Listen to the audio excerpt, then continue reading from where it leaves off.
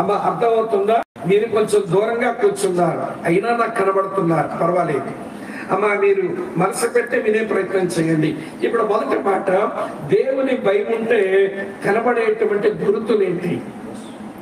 మొదటి గుర్తు చెప్తాను రండి. సామెతల గ్రంథం 19వ అధ్యాయం 23వ వచనంలో ఒక గుర్తుంది, చూపిస్తాను రండి. సామెతల గ్రంథం 19వ అధ్యాయం 23వ వచనం ఇలా ఉంది: యెహోవా యందు భయభక్తులు కలిగి ఉండుట జీవ సాధనము, అది కలిగిన వాడు తృప్తుడై అపాయం లేకుండా జీవించును లేదా బ్రతుకును అని రాసి ఉంది. దేవుని ఎడల భయభక్తులు కలిగి ఉండేవాడు ఏమి కలిగి ఉండి బ్రతుకుతాడు భూమి మీద అంటే తృప్తిని కలిగి బ్రతుకుతాడంట. అమ్మ ఆలోచిస్తున్నారా? దేవుని ఎడల భయభక్తులు కలిగిన మనిషి ఈ భూమి మీద ఎలా బ్రతుకుతాడంటే తృప్తిని కలిగి బ్రతుకుతాడంట. ఇలా మీతో చెప్పనివ్వండి ప్రియులారా, తృప్తిని గురించి ఈ బైబిల్ బోల్డ్ అనే మాటలు చెప్తుంది. అన్ని మాటలు మనం ఆలోచించలేము, కానీ కొన్ని విషయాలు అయితే మీతో చెప్తాను. ఏప్రిల్కు రాసిన పత్రిక 13వ అధ్యాయం 5వ వచనంలో ఆ గ్రంథకర్త ఏమని రాస్తాడు అంటే, మీరు ధనాపేక్ష లేని వారై కలిగిన దానితో తృప్తిగా ఉండండి అన్నాడు. ఏంటంట? ధనాపేక్ష లేని వారై మీకు కలిగిన దాంతోనే మీరు తృప్తిగా ఉండండి అన్నాడు. ఈ రోజు మనుషులు లేనిదే అది, కలిగింది ఎంత ఉంటే కలిగిందలతో తృప్తిగా ఉంటాడు. కలిగినదంటే ఎంత కలిగి ఉందని తృప్తిగా ఉంటాడు. ఎంత కలిగినా ఇంకేదో కావాలని ఆకలి.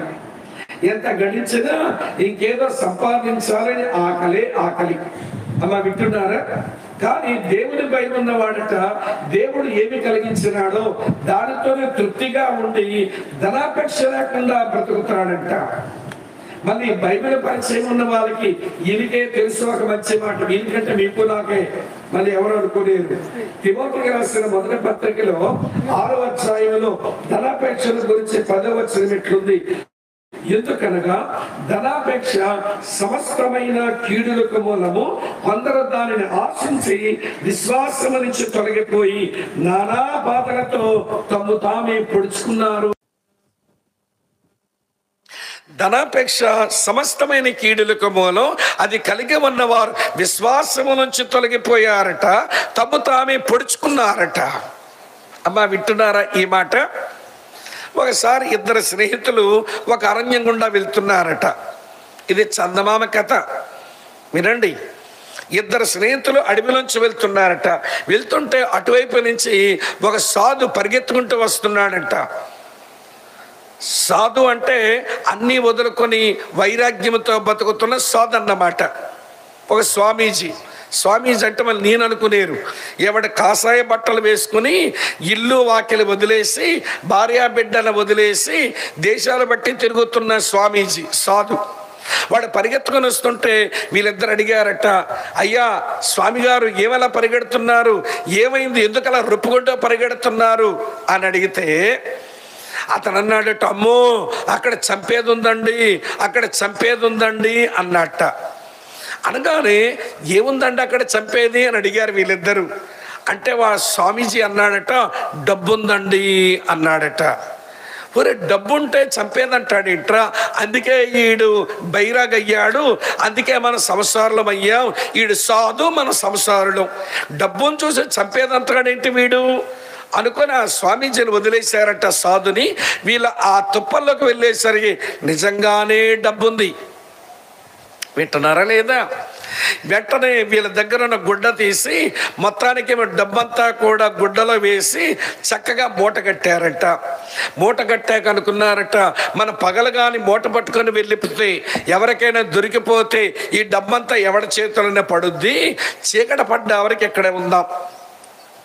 చీకట పడిన తర్వాత ఈ మూటను తీసుకుని వెళ్ళి మన చెరిసగం సర్దుకుందామని ఒక మంచి తీర్మానం చేశారట. సరే మధ్యాహ్నం ఏమో ఆకలిస్తుంది. ఒకడు అన్నాడట, ఒరే మధ్యాహ్నం అయింది ఆకలిస్తుంది, నువ్వైనా నేనైనా ఊర్లోనికి వెళ్ళి భోజనం తెచ్చుకుందాము, తినేసి సాయంత్రం వరకు ఎక్కడే ఉండి వింటున్నారా లేదా? సాయంత్రం వరకు ఎక్కడే ఉండి తర్వాత ఇంటికి వెళ్ళి మూటలు ఉంది పంచుకుందామంటే బాగుందిరా సలహా, నువ్వు వెళ్తావా నేను వెళ్ళనా అన్నాడట. సరే నేనే వెళ్తానని ఈ సలహా చెప్పేవాడు ఊర్లోకి వచ్చాడు. ఊర్లోకి వచ్చి వీడు తినాల్సిందేదో తినేసి ఫ్రెండ్ కొరకేమో భోజనం మూట కట్టిస్తున్నాడు. కట్టించినప్పుడు అనుకున్నాడట, ఈ భోజనం తీసుకెళ్తే వాడు తిన్నాక సాయంత్రం ఊరిలోకి వచ్చి ఈ మూటను పంచుకోవాలా, వాడికి సగం నాకు సగం ఇవ్వాలా, అసలు వాడు లేకుండా చేస్తే బాగుంటుంది కదా అని వీడు కొన్న ఆహారంలో కొంచెం విషం కూడా కొని కలుపుతున్నాడు. వీడు వింటున్నారా లేదా?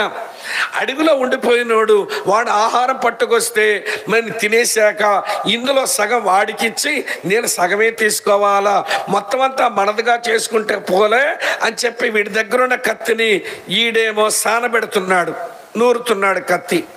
ఆడేమో విషం కలుపుతున్నాడు. ఎలాంటి చెప్తారు మీరు? చెప్పండి. ఆడేమో విషం కలుపుతున్నాడు, వీడేమో కత్తి నూరుతున్నాడు. సరే భోజనం పట్టుకొచ్చి, స్నేహితుడా ఇగో నేను తినేశాను నువ్వే తిను అని ఆహారం పొట్లం ఇవ్వగానే వాడు ఆహారం ఆ పొట్లం తీసుకోవడానికి దగ్గరకు వచ్చి కత్తితో ఒక పోటు పొడిచాడంట. వాడేమో కింద పడి ప్రాణాలు పోగొట్టుకుంటూ జ్ఞాపకం చేసుకున్నాడట. ఏంటి సాధుగారు ఏం చెప్పారు? చచ్చేది అక్కడుంది, చెప్పేది అక్కడుంది, చంపేది అక్కడుంది అన్నాడుగా. ఆ చంపేదాన్ని తీసుకోబట్టే కదా నా ప్రాణ స్నేహితుడు నన్ను కత్తితో పొడి చంపినాడని ఆ సాధుగారి మాటల జ్ఞాపకం చేసుకుంటేనే చచ్చాడు. వింటున్నారా లేదా? ఈడు చచ్చాడు. మూటంతా ఎవరిది? ఏం తెలియనట్టు కూర్చున్నారే.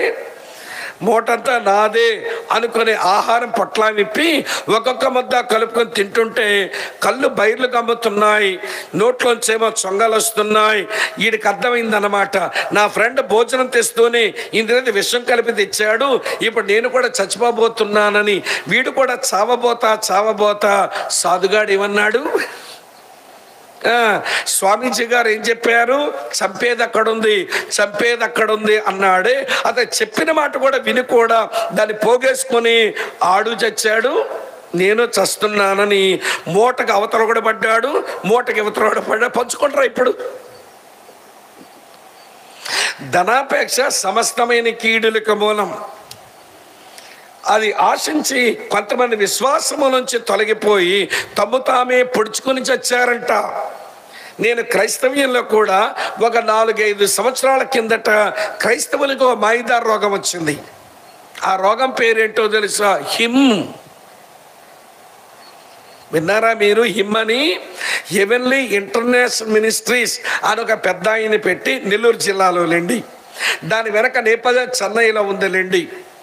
మీరు కానీ 10,000 కట్టారనుకోండి, మీరు సంవత్సరం లోపు 60,000 తీసుకుందరు కానని క్రైస్తవులతోనే డబ్బులు కట్టించేశారు. ఈ క్రైస్తవులు వాళ్ళ బంధువులను హిందువులతో కూడా డబ్బులు కట్టించేశారు. 10,000 కడితే సంవత్సరానికి ఎంత వచ్చింది? 50,000 కలిపితే 60,000 వచ్చిందట. మరి ఇదేం మారుబడి బిజినెస్ నాకు తెలియదు. చాలా బాగా వాక్యం చెప్పే ఆయనే దీనికి అధినేతగా ఉండి మా ప్రాంతాలకు వచ్చి తగ్గట్టించేశాడండి డబ్బులు. ఆ డబ్బులని తీసుకుపోయాడు. తర్వాత ఏమో బోర్డు తిరగేశారు. తిరగేసిన తర్వాత మా చర్చిలో ఒక అమ్మాయి ఒక సేవకుడిని పెళ్ళాడింది. అతగాడి పేరు నూకరాజు. అతన్ని చెట్టుకు పట్టి కొడుతున్నారట. ఫోన్ చేసింది, ఈవిడ పేరు జయమ్మ. అనయ్య మా ఆయన కొట్టేస్తున్నారనయ్య, బాగా చెట్టు కట్టి కొడుతున్నారని అంది. ఏమైంది అంటే ఇతను హిమ్ములో డబ్బులు కట్టించాడటన్నా. ఆ డబ్బులు తీసుకెళ్ళిన ఆయన ఆ డబ్బుతో కనబడడం లేదనయ్య, మా డబ్బులు ఇస్తావా ఇవ్వవా అని చెట్టు కట్టి కొడుతున్నారన్నా, నేను పోలీసులు రిపోర్ట్ చేయనా అని అడిగింది నన్ను. వింటున్నారా లేదా? అప్పుడు నేను అన్నాను, ఆ ఊర్లో సేవ చేయాలని ఉందా, సేవ చేయకూడదని ఉందా, ముందే చెప్పు నాకు అన్నాను. అదేంటన్నయ్యా, దేవుడు ఈ ప్రాంతం మాకు ఇచ్చాడు, ఎక్కడే సేవ చేసుకుని బతుకుతాం కానీ సేవ ఎట్లా మానేస్తాము అనింది ఆవిడ. అట్లయితే మీ ఆయన్ను వాళ్ళు చెట్టుగా పట్టి కొట్టినా, చెప్పులతో కొట్టినా నువ్వు పోలీసుకి రిపోర్ట్ చేయొద్దమ్మా. ఆ మనుషులు గడించుకోవాలి, ఆ మనుషులు సంపాదించుకోవాలంటే మీ ఆయన తన్నులు కాయడంలో న్యాయం ఉంది, వాళ్ళు తన్నులు తనడంలో కూడా న్యాయం ఉంది. డబ్బులు పోగొట్టుకున్న వాళ్ళు తంతే నష్టమా అండి? మాట్లాడరే. వాళ్ళు తనడంలో ఏముంది? న్యాయం ఉంది. మరి ఎవడో మాట విని ఆయనేమో కళ్ళు కనబడవు, ఆయనేమో డబ్బులు కట్టించేశాడు. ఏమండి, నాకొక్కడే గుడ్డోడుగా నేనుండడం ఎందుకు, మీరు గుడ్డోలు కంటరా అని చెప్పి ఈ తెలుగు రాష్ట్రములందరిలో చాలామంది సేవకు గుడ్డోలు చేశాడు పెద్దన్నయ్య. ఆయనకి అలా కళ్ళు కనబడవు, మీరెందుకు కళ్ళు చూసి మీరు బతకాలి, మీరు గుడ్డోల్లాగా డబ్బులు కట్టించండి అని అంటే ఈ సేవకులంతా ఎందుకు కట్టించారో తెలుసా? 10,000కి ఎంత వచ్చింది లెక్కలు వస్తాయిగా, మీకు ఎంత వస్తుంది? 50,000 కలిపితే 60,000 వచ్చింది. 60,000 వస్తే మాకు దశం భాగాలు ఇవ్వకపోతారా అని దశం భాగా కక్కుర్తి సేవకులు ధనాపేక్షతో బాగా డబ్బులు కట్టిస్తే అటు చెన్నై నుంచి ఇటు చివరికి వెళ్ళే శ్రీకాకుళం వరకు, అటు తెలంగాణ రాష్ట్రంలో హిమ్ము దెబ్బ తగిలి కొంతమంది సేవకులు మందిరాలు మోతేసుకున్నారు. మా నూకరాజులు చెదగొట్టారండి. వినండి, ఆ కొండల ప్రాంతాల్లో అమ్మ వింటున్నారా, 22 గ్రామాల్లో సేవ చేసేవాడు. అడవిల్లోకి పోయి చాలా భారమున్న సేవకుడే, కానీ మాయలో పడ్డాడు. ఏం మాయా? ధనాపేక్ష మాయ. చివరికి మందిరం పోగొట్టుకొని, సేవను పోగొట్టుకొని, అన్యుల మధ్యలో అవమానం పొంది, మంచి సాక్ష్యం ఉన్నవాడు ఈ రోజున వినండి సేవ మానుకొని తిరగాల్సి వస్తుంది బయటికి. ఏంటిది? ధనాపేక్ష. అందుకనే భక్తుడేమన్నాడు, మీరు ధనాపేక్ష లేని వారై కలిగిన దాంతో సంతృప్తిగా ఉండండి. ఈ విషయాన్ని బాప్తిసమిచ్చి యోహాను మరొకలాగా చెప్పాడు బోధ. లూకా సువార్త 3వ అధ్యాయం 14వ వచనంలో ఆయన బోధలా చేసేవాడు, మారు మనసు పొందండిరా, మారు మనసుకు తగిన ఫలములు ఫలించండి నరిసేవాడు. ఆ రోజుల్లో ఉన్న రోమా సైనికులకు మారు మనసుకు తగిన ఫలం ఫలించడం ఏంటో తెలియట్లా. వాళ్ళు చెన్నారయ్యా, నువ్వు మారు మనసుకు తగిన ఫలం ఫలించమంటున్నావు, అదేంటో మాకు తెలియటం లేదు, చెప్పరాదు అంటే ఆ బాప్తిస్మిచ్చి యోహాన్ అంటాడు లూకా 3:14లో, ఎవరిని బాధ పెట్టకయు యవన మీద అపనింద వెయ్యకయు మీ జీతములతో మీరు సంతృప్తి కలిగి ఉండండి. దీంతో సంతృప్తి కలిగి ఉండండి, మీ జీతములతో మీరు సంతృప్తి కలిగి ఉండండి, కలిగిన దాంతో సంతృప్తి కలిగి ఉండండి అని హెబ్రీ గ్రంథకర్త చెప్పాడు. బాప్తిస్మిచ్చి యోహానేమో మీకు కలిగిన దాంతో మీరు సంతృప్తి కలిగి ఉండండి అన్నాడు. ఎవరైతే దేవునికి భయపడతారో, ఎవరికైతే దేవుని యందు భయభక్తులు ఉంటాయో వారు కలిగిన దానితో, వారు దేవుడిచ్చిన జీతాలతో సంతృప్తి కలిగి బ్రతుకుతారు. ఇది వాక్య సత్యం. ఇప్పుడు మిమ్మల్ని అడుగుతాను, దేవుడు కలిగించిన దానితో, దేవుడు మీకు ఇచ్చిన జీతములతో సంతృప్తి కలిగి బ్రతకడం ఇది మనకు చేతనవునా? ఏంటి గుడ్లు అప్పగించుకొని గుడ్ల గోబల్లా చూస్తున్నారు? దేవుడు కలిగించిన దానితో, దేవుడిచ్చిన జీతములతో సంతృప్తి కలిగి బ్రతకడం చేతనవుతుందా? పౌలు భక్తుడు తన అనుభవం ఒక దగ్గర ఇలా రాశాడు. ఫిలిప్పీలకు రాసిన పత్రిక 4వ అధ్యాయం 11వ వచనంలో ఇలా ఉంటుంది. ఫిలిప్పీ 4:11 ఏమన్నాడు ఆయన? నేను ఏ స్థితిలో ఉన్నానో ఆ స్థితిలో సంతృప్తి కలిగి ఉండడం నేను నేర్చుకున్నాను. కలిమి నాకు తెలుసు, లేమి నాకు తెలుసు, ఒంటి నిండా గుడ్డ మొక్కలు ఉండడం తెలుసు, దిగంబరిగా మారే రోజులు నాకు తెలుసు, కడుపు నిండా నిండడము నాకు తెలుసు, కలుపు కాలడము నాకు తెలుసు. దేవుడు ఏ స్థితిలో నన్ను ఉంచినా ఆ స్థితిలో నేను సంతృప్తి కలిగి ఉండడం నేను నేర్చుకొని ఉన్నాను అన్నాడు. ఇక్కడ కూర్చున్న మనం దేవుని ఎడల భయభక్తులు కలిగిన వారమే అయ్యుంటే దేవుడు కలిగించిన దాంతోని సంతృప్తిగా ఉన్నామా లేదన్నదే ప్రశ్న. ఈ సంతృప్తులు ఎందుకు పోతాయో చెప్పనా? మనం ఎవరితోనో పోల్చుకుంటాం. ఎప్పుడైతే ఎవరితోనో పోల్చుకోవడం మొదలెట్టామో అసంతృప్తి అనేది వస్తుంది. వాళ్ళకి అది ఉంది, మాకిది లేదు. అమ్మ వింటున్నారా? వాళ్ళది కలిగి ఉన్నారు, మీ మీద కలిగి లేము అని ఎవరితోనో పోల్చుకోవడం మొదలు పెడితే అసంతృప్తి అనేది వచ్చింది. ఒక మంచి మాట మీతో చెప్తాను, చచ్చే వరకు గుర్తుపెట్టుకోండి. అదేంటనంటే, సంతృప్తి కలిగి ఉన్న వాళ్ళు స్తుతిస్తూనే బ్రతుకుతారు, సంతృప్తి లేని వారు సనుగుతూనే బ్రతుకుతారు. అంతే.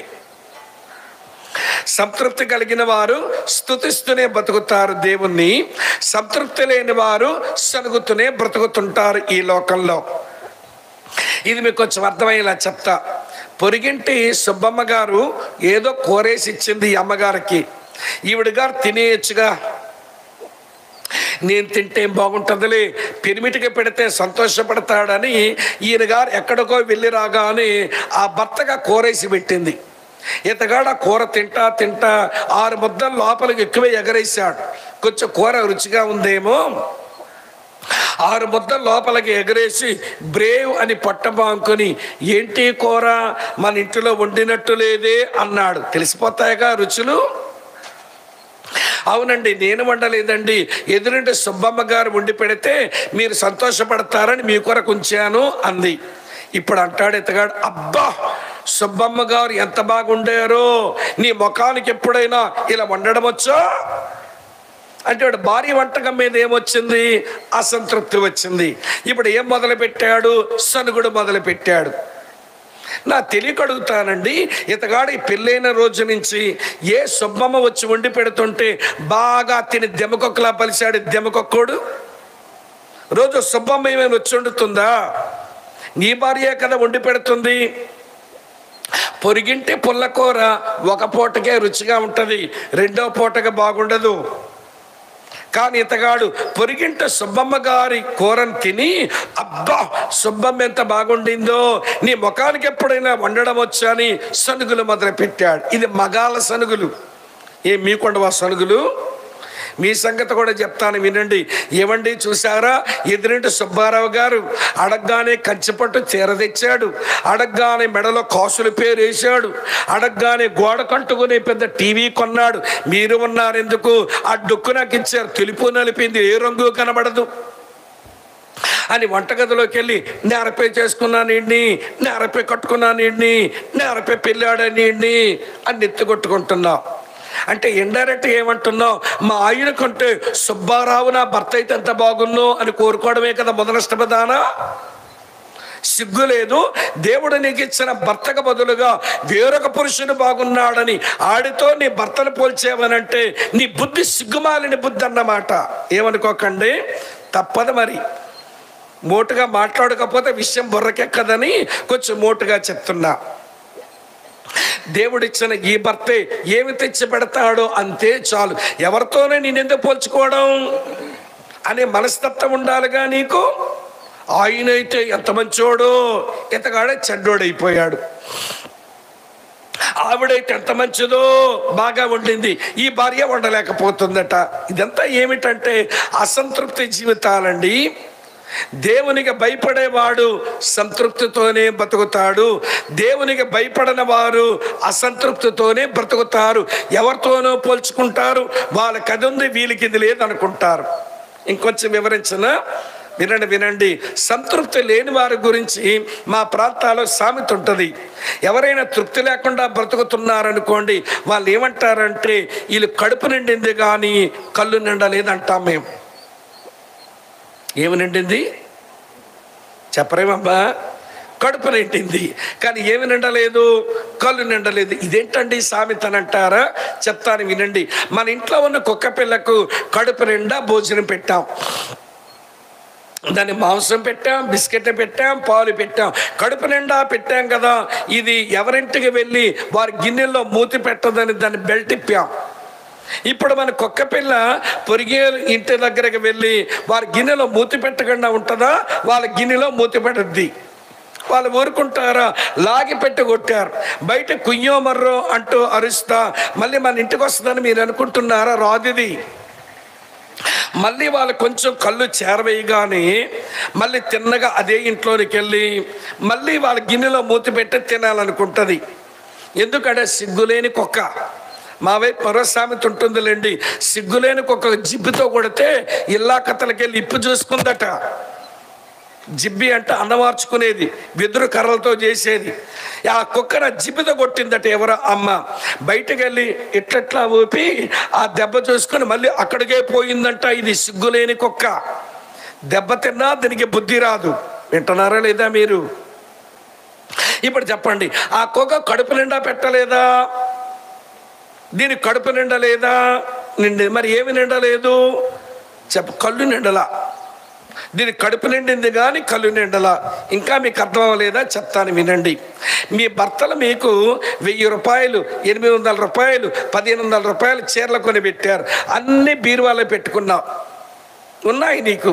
కానీ ఎదురింటి ఆవిడెవరో రంగుల పువ్వులు చీర కట్టుకొని కనబడగాని పిరమిడ్ దగ్గరకు వచ్చి అంటది, 1000 రూపాయలు పైబడిన చీరలు చాలా ఉన్నాయి, మరి ఎన్ని రూపాయల చీర కక్కుర్త పడుతున్నావు?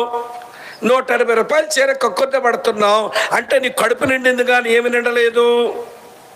చెప్తున్నారు బాగా, కళ్ళు నిండలేదు అంటే నీ బుద్ధి ఏం బుద్ధి?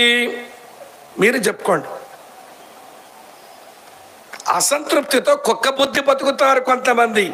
ఇలా చెప్తే అర్థమవుతుందేమని మీ ఉదాహరణ వాడాను. అమ్మ దండ పెడతాను, మీ కుక్క బుద్ధి ఉన్నోళ్ళు అని నేను అనడం లేదు, ఉదాహరించాను అంతే. వింటున్నారా? ఈ రోజున దేవుడు కలిగించినంతో తృప్తి లేక, దేవుడిచ్చిన జీతాలతో తృప్తి లేక అడ్డమైన దారులు తొక్కి చెత్త వేషాలు వేసి సరిపెట్టాను కానీ మోటుగా చెప్పవలసి వస్తే దేవుని ఇచ్చిన భార్యతో సంతృప్తి లేక అడ్డమైన దారులు తొక్కి, దేవుడిచ్చిన భార్యతో సంతృప్తి చెందక అడ్డమైన దారులు తొక్కి, వినండి ప్రియుల, HIV వచ్చిందంట, హాస్పిటల్లో అడ్మిట్ కావాల్సి వచ్చింది. చాలా మంది పురుషుల జీవితాలు వింటుంటాం. ఎవరికైనా HIV వచ్చిందనే మాట వినగానే ఏ అడ్డమైన దారులు తొక్కాడో అనే ఆలోచన వెంటనే వచ్చేదండి ఈ రోజుల్లో. దేవుడిచ్చిన వినని భర్తతో సంతృప్తి చెందక వేరొక వేషాలు వేసిన ఆమె ఈ భర్తతో నాకు విడాకులు కావాలి అంటుంది. వింటున్నారా లేదా మీరు? దేవుడిచ్చిన మంచి సంఘముతో తృప్తి చెందక అడ్డమైన దారులు తొక్కి అక్కడ పోతా ఇక్కడికి పోతా స్థానిక సంఘానికి రారు. దేవుడిచ్చిన ఒక మంచి ఆధ్యాత్మిక నాయకునితో తృప్తి చెందలేక అక్కడికి పరుగు ఇక్కడికి పరుగు. మరి మీ క్వశ్చన్ చెప్పనా? వీళ్ళకంటూ ఒక సొంతిల్లు లాగా ఒక సంఘము ఒక సేవకుడు ఉండరు. ఎక్కడికి తిరగా అక్కడికి తిరగా. వీళ్ళకి నేను ఏం పేరు పెట్టానంటే ఆధ్యాత్మిక దేశదిమ్మరులు. వీళ్ళకంటూ ఒక ఇల్లు ఉండదుగా. దేశదిమ్మరులకు ఒక ఇల్లు ఉండదు. అక్కడ గుడిసేసారు, 3 రోజులు ఉన్నారు, మళ్ళీ గూడిసెలేపేశారు, మరో దగ్గర వేసారు, అక్కడ 4 రోజులు ఉంటారు, గుడిసెలేపేశారు. ఎవర్రా వీళ్ళంటే దేశదిమ్మరులు. అలాగనే క్రైస్తవుల్లో కూడా దేవుడిచ్చిన సంఘము, దేవుడిచ్చిన సేవకుడు, దేవుడిచ్చిన తోటి విశ్వాసులు తృప్తిగా ఉండి ఆధ్యాత్మిక పెరగడం మానేసి, ఏమండి ఈ ఆదివారం ఎక్కడ ముగ్గేసుద్ది అమ్మ, మరో వారం అక్కడ ముగ్గేసుద్ది ఒక వారం. అర్థమవుతుంది నేను చెప్పే విషయం. దేవుడు కలిగించిన దానితో భర్త అయినా భార్య అయినా బిడ్డలైనా సంఘమైనా సేవకుడైనా తృప్తి చెంది అక్కడ ఉండి ఎదిగి మనం దీవించబడాలి. కానీ ఏమండి పిచ్చు తిరుగులు తిరిగితే ఏం బాగుపడతామని చెప్పండి? మరి నీకు దేవుని భయం ఉన్నట్టేనా? ఏమంటున్నాడు ఆయన? నేను మీ తండ్రినైతే మీరు నా పిల్లలైతే, నేను మీ యజమానునైతే మీరు నా దాసులైతే నాకు భయపడేవాడు ఎక్కడున్నాడు? నాకు భయపడే వాళ్ళలో సంతృప్తి గల జీవితం కనబడుతుంది. ఒక గుర్తు చెప్పండి. ఇప్పుడు ఈ గుర్తు మన దగ్గర కనబడుతుందంటారా? ఏమో, ఎవరి సంగతి వాళ్ళే ఆలోచించుకోవాలి. దేవుడు కలిగించిన దాంతో, దేవుడు ఇచ్చిన దాంతో సంతృప్తిగా బ్రతకడం చేతనైతే మనం దేవుని ఎడల భయభక్తులతో బతుకుతున్నామని లెక్క. ఒకటి చెప్పా. రెండో చెప్తాను రండి. కొరింథీయులకు రాసిన 2వ పత్రిక 7వ అధ్యాయం 1వ వచనం చూడండి. 2 కొరింథీ 7:1 ఇలా ఉంది, ప్రియులారా మనకు ఈ వాగ్దానములు ఉన్నవి గనుక దేవుని భయముతో పరిశుద్ధతను సంపూర్తి చేసుకొనొచ్చు అని రాసి ఉంది. దేవుని ఎడల భయభక్తులు ఉన్న చోట, దేవునికి భయపడుతున్న మనుషులలో దేవుని భయం సంపూర్తి చేయబడుతుంది. దేవుని భయం ఉంటుంది, దానివల్ల పరిశుద్ధత సంపూర్తి చేయబడుతుంది.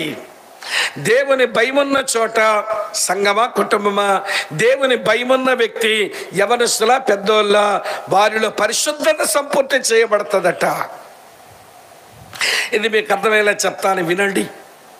నేను ఒక ఊర్లో ఇలాగే వాక్యం చెప్పడానికి వెళితేను, మగపిల్లలు నా ఎడమ చేతి వైపు ఉన్నారు, ఆడపిల్లలు నా కుడివైపు ఉన్నారు, నేను వాక్యం చెప్పుకుంటూ పోతున్నా, నేను చూస్తూనే వాక్యం చెప్తానుగా, నేను గమనిస్తుంటే ఒక పిల్లాడు ఏదో రాసుకుంటూ కనబడ్డాడు. అరే వాక్యం రాసుకునే మంచి అలవాటు ఉంది వీడికి కనుక రెఫరెన్స్ నేను 2 సార్లు చెప్పాలన్నట్టుగా ఎవరైనా రాసుకునే వాళ్ళు కనబడితే రెఫరెన్స్లు 1కి 2 సార్లు చెప్తుంటాను నేను, ఎందుకంటే రాసుకుంటున్నారు కాబట్టి అని. వీడేదో రాసుకుని కనబడితే వాక్యం భలే రాసుకుంటున్నాడు అనిపించి నేను వాక్య రెఫరెన్సులు 1-2 సార్లు చెప్తున్నాను. వీడు రాసి రాసి ఆ కాగితం వెనకాలన్నోడికి ఇచ్చాడు. నాకు అనుమానం వచ్చింది, వాక్యం రాసుకుంటే వెనకాలోడికి ఎందుకు ఇచ్చాడు అని. కొంచెం నా నిఘా నేత్రం వేశాను అక్కడ సీసీ కెమెరా, అంటే వాక్యం చెప్తున్నా కానీ కళ్ళు అక్కడే ఉన్నాయన్నమాట. వాడు మరేదో రాసి ఈడికి పల్లి అందించాడు. నాకు అర్థమైపోయింది రాసింది వాక్యం అయితే పంచుకుంటారు పోనీ గమనిద్దామని అనుకున్నా. మళ్ళీ వీడు ఏదో రాసి వాడు చేతిలో పెట్టాడు వెనకాలోడికి, వాడు తీసుకొని నేను చూడడం వీడికి గమనించేశాడు. వాడు చిన్నగా ఆ కాగితాన్ని నిలిపేసి అమ్మ వాక్యం అంతా అయిపోయిన తర్వాత ప్రార్థన చేసుకుందాం అనగానే నెమ్మదిగా లేచి నిలబడి అక్కడ కిటికీ దగ్గరికి వెళ్ళి బయట ఇసిరేసాడు కాగితం. అది నాకు కనబడింది. నేను అక్కడ సేవకుని తన్నాను, అన్న మీరు ప్రార్థన చేయండి నేను వస్తానని చెప్పి అలా చర్చి బయటికి వెళ్ళి కిటికీ దగ్గరికి వచ్చా. నులిపేసిన ఫ్రెష్ కాగితం ఏదైనా ఉందంటే ఒకటే ఉంది, దొరికింది. అది తీసి చదివా. వింటున్నారా లేదా మీరు? మొదటి లైన్లో ఈడేం రాశాడు, ఒరేయ్ ఝాన్సీ చర్చికి వచ్చిందా అని రాశాడు. ఝాన్సీ దాని గోలేంటా నీకు ఇక్కడ. రెండో లైన్లో ఈడేం రాశాడంటే తెల్ల పరికి నీ తల మీద వేసుకుంది చూడలేదా అని రాశాడు.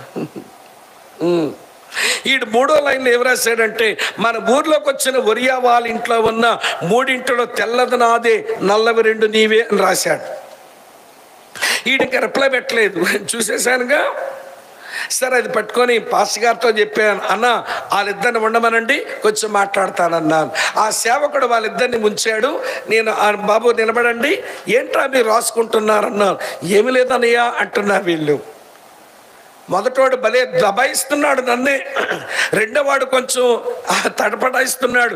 నేను చూసాను, నాకు అర్థమైపోయిందిగా, అందుకే వాడు కొంచెం ఆగాడు. కానీ మొదటోడు కొంచెం మేమే రాసుకోలేదు అన్నయ్య అంటున్నాడు. నిజం చెప్తారా విషయాల బట్టబయలు చేయమంటారా అన్నా. నేను అర్థమైపోయింది వెనకాలోడికి.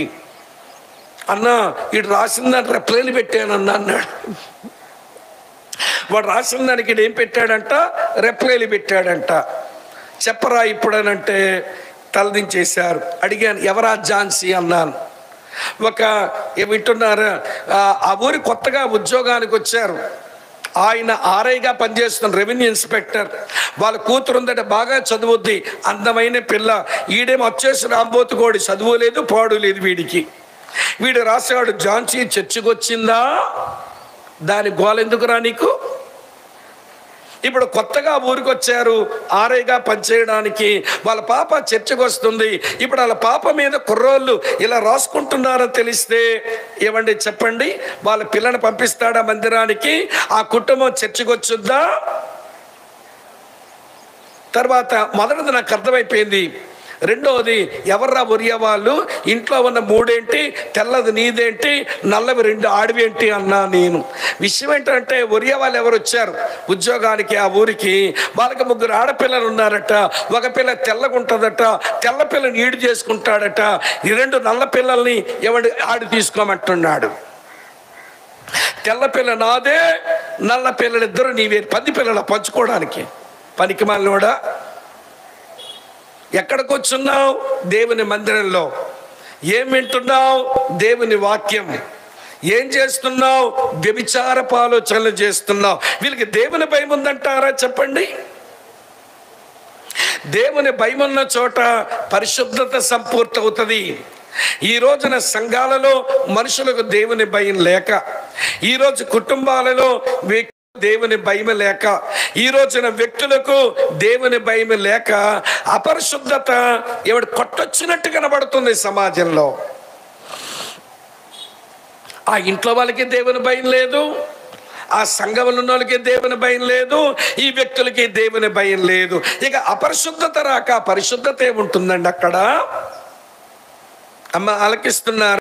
దేవుని భయం ఉన్న చోట సంతృప్తి, దేవుని భయం ఉన్న చోట పరిశుద్ధత.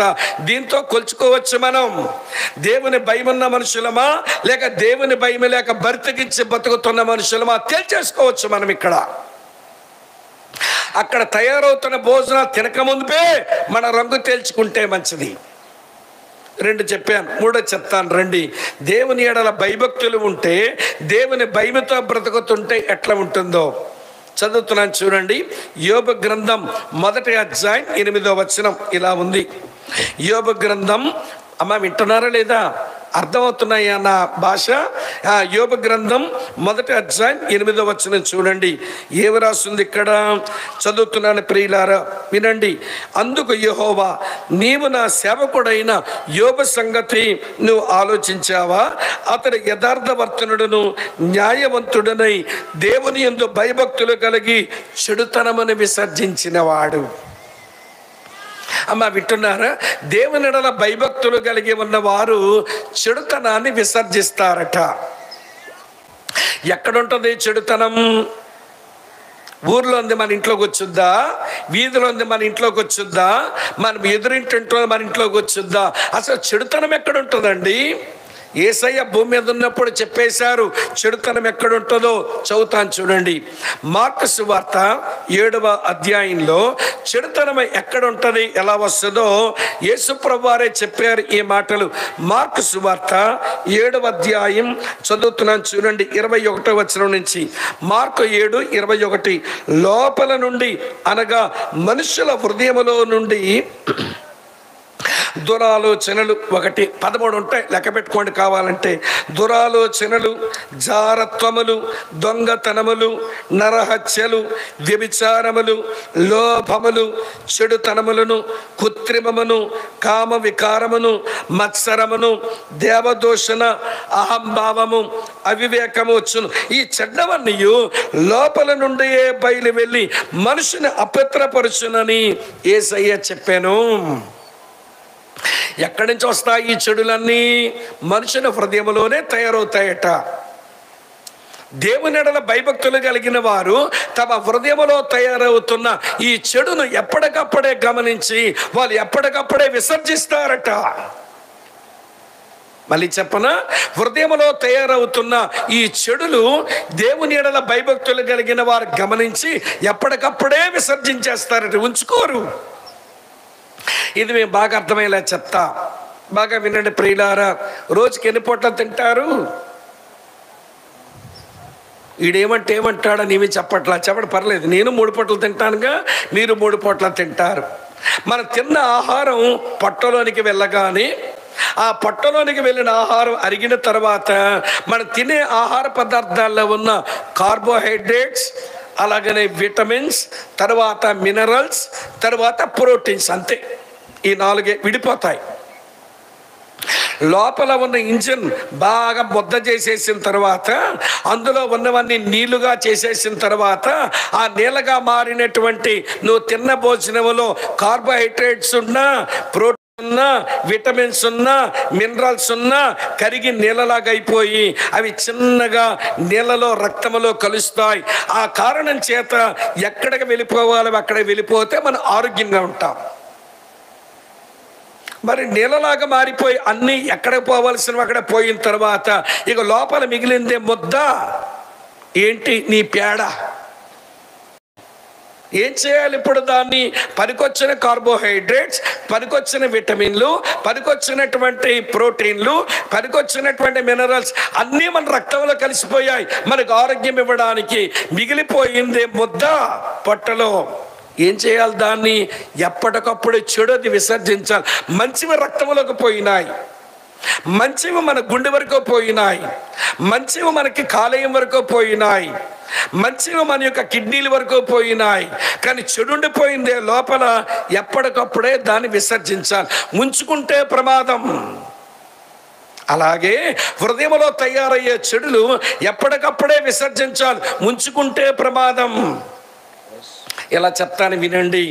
ఈరోజు 3 పూట్ల తిన్నాక వింటున్నారా లేదా? హైదరాబాద్ వెళ్ళాల్సి వచ్చింది, బెంగళూరు వెళ్ళాల్సి వచ్చింది. మీరు బెంగళూరు వైపు పోయే ట్రైన్లు ఉంటాయిగా, నరసరావుపేట వెళ్ళి ట్రైన్ ఎక్కావు, నీ కర్మకాలి ఆ ట్రైన్లో నీరు లేదు, ఎక్కడేమో ఇంట్లో విసర్జించలేదు, ట్రైన్లో చూసుకుందామని వెళ్ళావు, ఏమంటే అవ్వలేదు, బెంగళూరుకి పోయావు. ఉదయాన్న అక్కడ వెళ్ళగానే మళ్ళీ విసర్జించుదామంటే నీ కర్మకాలి ఆ ట్యాంకులో నీరు లేవు, కరెంటు కూడా లేదు. ఇప్పుడు ఉన్న ఊర్లో విసర్జించాలి, అవ్వలేదు. తర్వాతలో చేరావు, ఆ రోజు విసర్జించడానికి అవ్వలేదు. తర్వాతలో చూసుకుందామలే అనుకున్నావు, కరెంటు వచ్చాక ట్యాంక్ నీళ్ళెక్కించి ఏమంటే వాష్రూమ్కి పోదామనుకుంటే 2 రోజులు అయిపోయింది. ఇప్పుడు వెళ్ళి విసర్జించుదామనుకుంటే నేను రాను అని కూర్చుంది.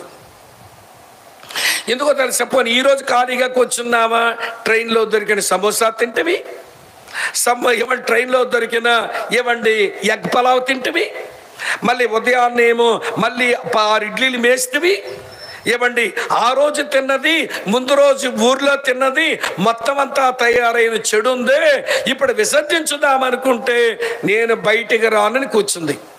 ఎందుకు కూర్చుందంటే దాంట్లో ఉన్న నీటి శాతం తేమ ఎగిరిపోయింది, ఆ కారణం చేత పొట్టలో రాలులాగా అయిపోయింది. ఇప్పుడు బయటకు రావడంలా, అది బయటకు రావాలంటే ఎనీమా చెయ్యాలి. బయటకు రావాలంటే డొల్కలక్స్ అనే ట్యాబ్లెట్ని ఏమండి ఆ కన్నం దగ్గర పెట్టుకోవాలి. ఆ డొల్కలక్స్ ట్యాబ్లెట్ కన్నం దగ్గర పెడితే బయటకు వచ్చింది. లేకపోతే సబ్బు నీళ్ళతో నీకు ఆ కన్నం నుంచి లోపలికి పొడిచి ఆ సబ్బు నీళ్ళు వదిలితే బయటకు వచ్చింది. ఎనీమా చెయ్యాలి. అప్పుడు ఆ రోగానికి ఏం పేరు పెట్టారో తెలుసా? వైద్య భాషలో మలబద్ధకం అన్నారు. ఏంటమ్మా దాని పేరు? మలబద్ధకం. ఇంగ్లీష్లో ఏమన్నారంటే కాన్స్టిపేషన్ అంటారు. ఎప్పుడు తయారైన చెడు అప్పుడే విసర్జించకపోతే మలబద్ధకం అనే రోగం వచ్చింది. అది శరీరానికి పొట్టలో తయారైన చెడు ఎప్పటికప్పుడే విసర్జించకపోతే మలబద్ధకం అనే రోగం వచ్చింది.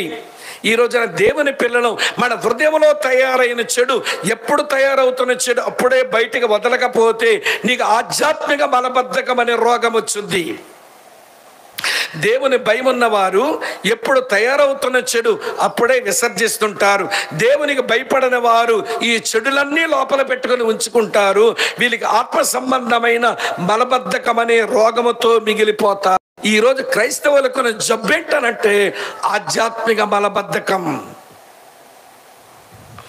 దేవుని భయం లేక హృదయంలో తయారవుతున్న చెడులు, ఎప్పుడు చెడులు అప్పుడే విసర్జించగా అవి లోపల ఉంచుకున్న కారణం చేత ఆధ్యాత్మిక మలబద్ధకం అనే రోగంతో బ్రతుకుతున్నాం మనం. కనీసం ఈ రోజన్నా చూద్దాం, హృదయంలో తయారవుతున్న చెడు ఎప్పుడు చెడులు అప్పుడే విసర్జిస్తున్నామా, ఉంచుకుంటున్నామా? దేవునికి భయపడుతున్నావా, దేవుని భయం లేక బ్రతుకుతున్నామా? దేవునికి భయపడేవారు సంతృప్తి కలిగి బ్రతుకుతారు. దేవునికి భయపడేవారు పరిశుద్ధ జీవితం జీవిస్తారు. దేవునికి భయపడేవారు తయారవుతున్న చెడు విసర్జించుకుంటారు. లేకపోతే ఆధ్యాత్మిక బలబద్ధక రోగంతో మిగిలిపోతారు. అమ్మ అర్థమవుతుందా, వ్యర్థమవుతుందా? 4వ చెప్తాను రండి. 4వది ఇలాగుంది. సామెతల గ్రంథం మళ్ళీ 8వ అధ్యాయం 13వ వచనం చూడండి. ఇవి ప్రతి క్రైస్తవుడు విని ఆలోచించి అవలంబించవలసిన క్రియాశీలక పాఠాలు. బాగా వినండి. సామెతల గ్రంథం 8వ అధ్యాయం 13వ వచనం చదువుతున్నాను చూడండి. సామెతలు 8:13లో యెహోవా యందు భయభక్తులు కలిగి ఉండుట చెడుతనమును అసహించుకొనుటయే అని రాస్తుంది. విసర్జించవలసిన చెడు వేరు, అసహించుకోవలసిన చెడు వేరు.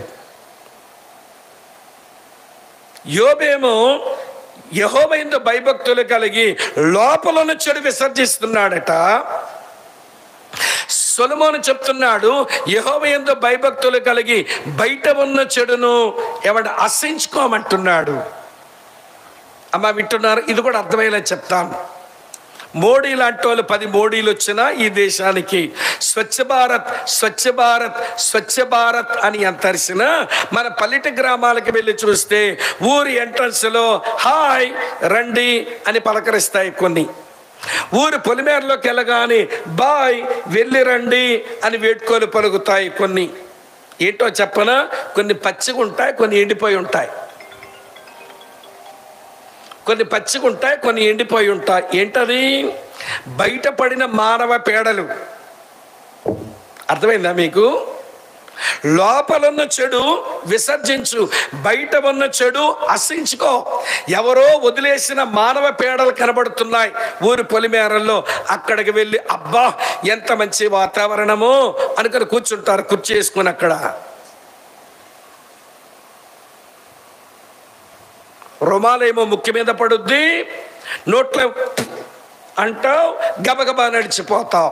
ఎందుకు? అది అసహ్యం వేస్తుంది. లోపలున్న చెడు విసర్జించాలి, బయట ఉన్న చెడు అసహించుకోవాలి. ఈ రోజున బయట బోల్డ్ అంతా చెడు ఉంది, అసహించుకోవడం నీకొచ్చా? చెప్పరా? బయట ఉన్న చెడు ఏంటో? లంచగొండితనం. ఏమండి, దాన్ని అసహించుకోవడం వచ్చా?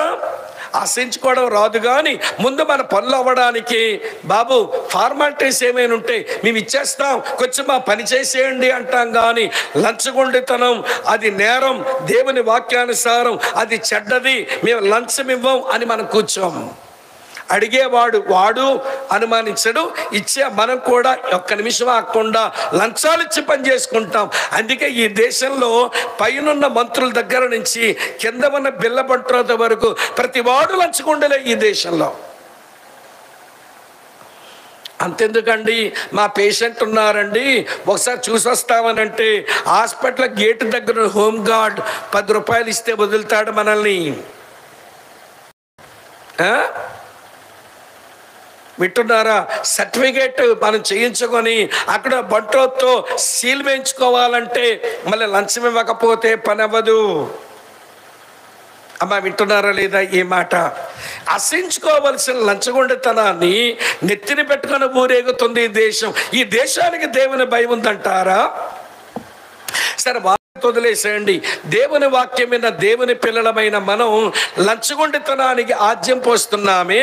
ఏమంటే మనం ఏమైనా దేవుని భయం ఉన్న మనుషులమేనా? ఆ మధ్య పేపర్లో చదివా, 30,000 రూపాయలు లంచం తీసుకుంటున్న ఏఈ గారైన అబ్రహాము ఏసీబీ వాళ్ళకు దొరికిపోయాడంట. ఏం పేరు? ఏం పేరు చెప్పరేమమ్మా? ఏం పేరమ్మా? అబ్రహాం గారు. ఎవరంట ఆయన? అసిస్టెంట్ ఏమంటే ఇంజనీర్ గారు, ఎలక్ట్రిసిటీ డిపార్ట్మెంట్. ఎంత తీసుకుని దొరికాడంట? 30,000 తీసుకుని దొరికాడంట. ఎవరు పట్టేసుకున్నారు? ఏసీబీ వాళ్ళు పట్టేసుకున్నారు.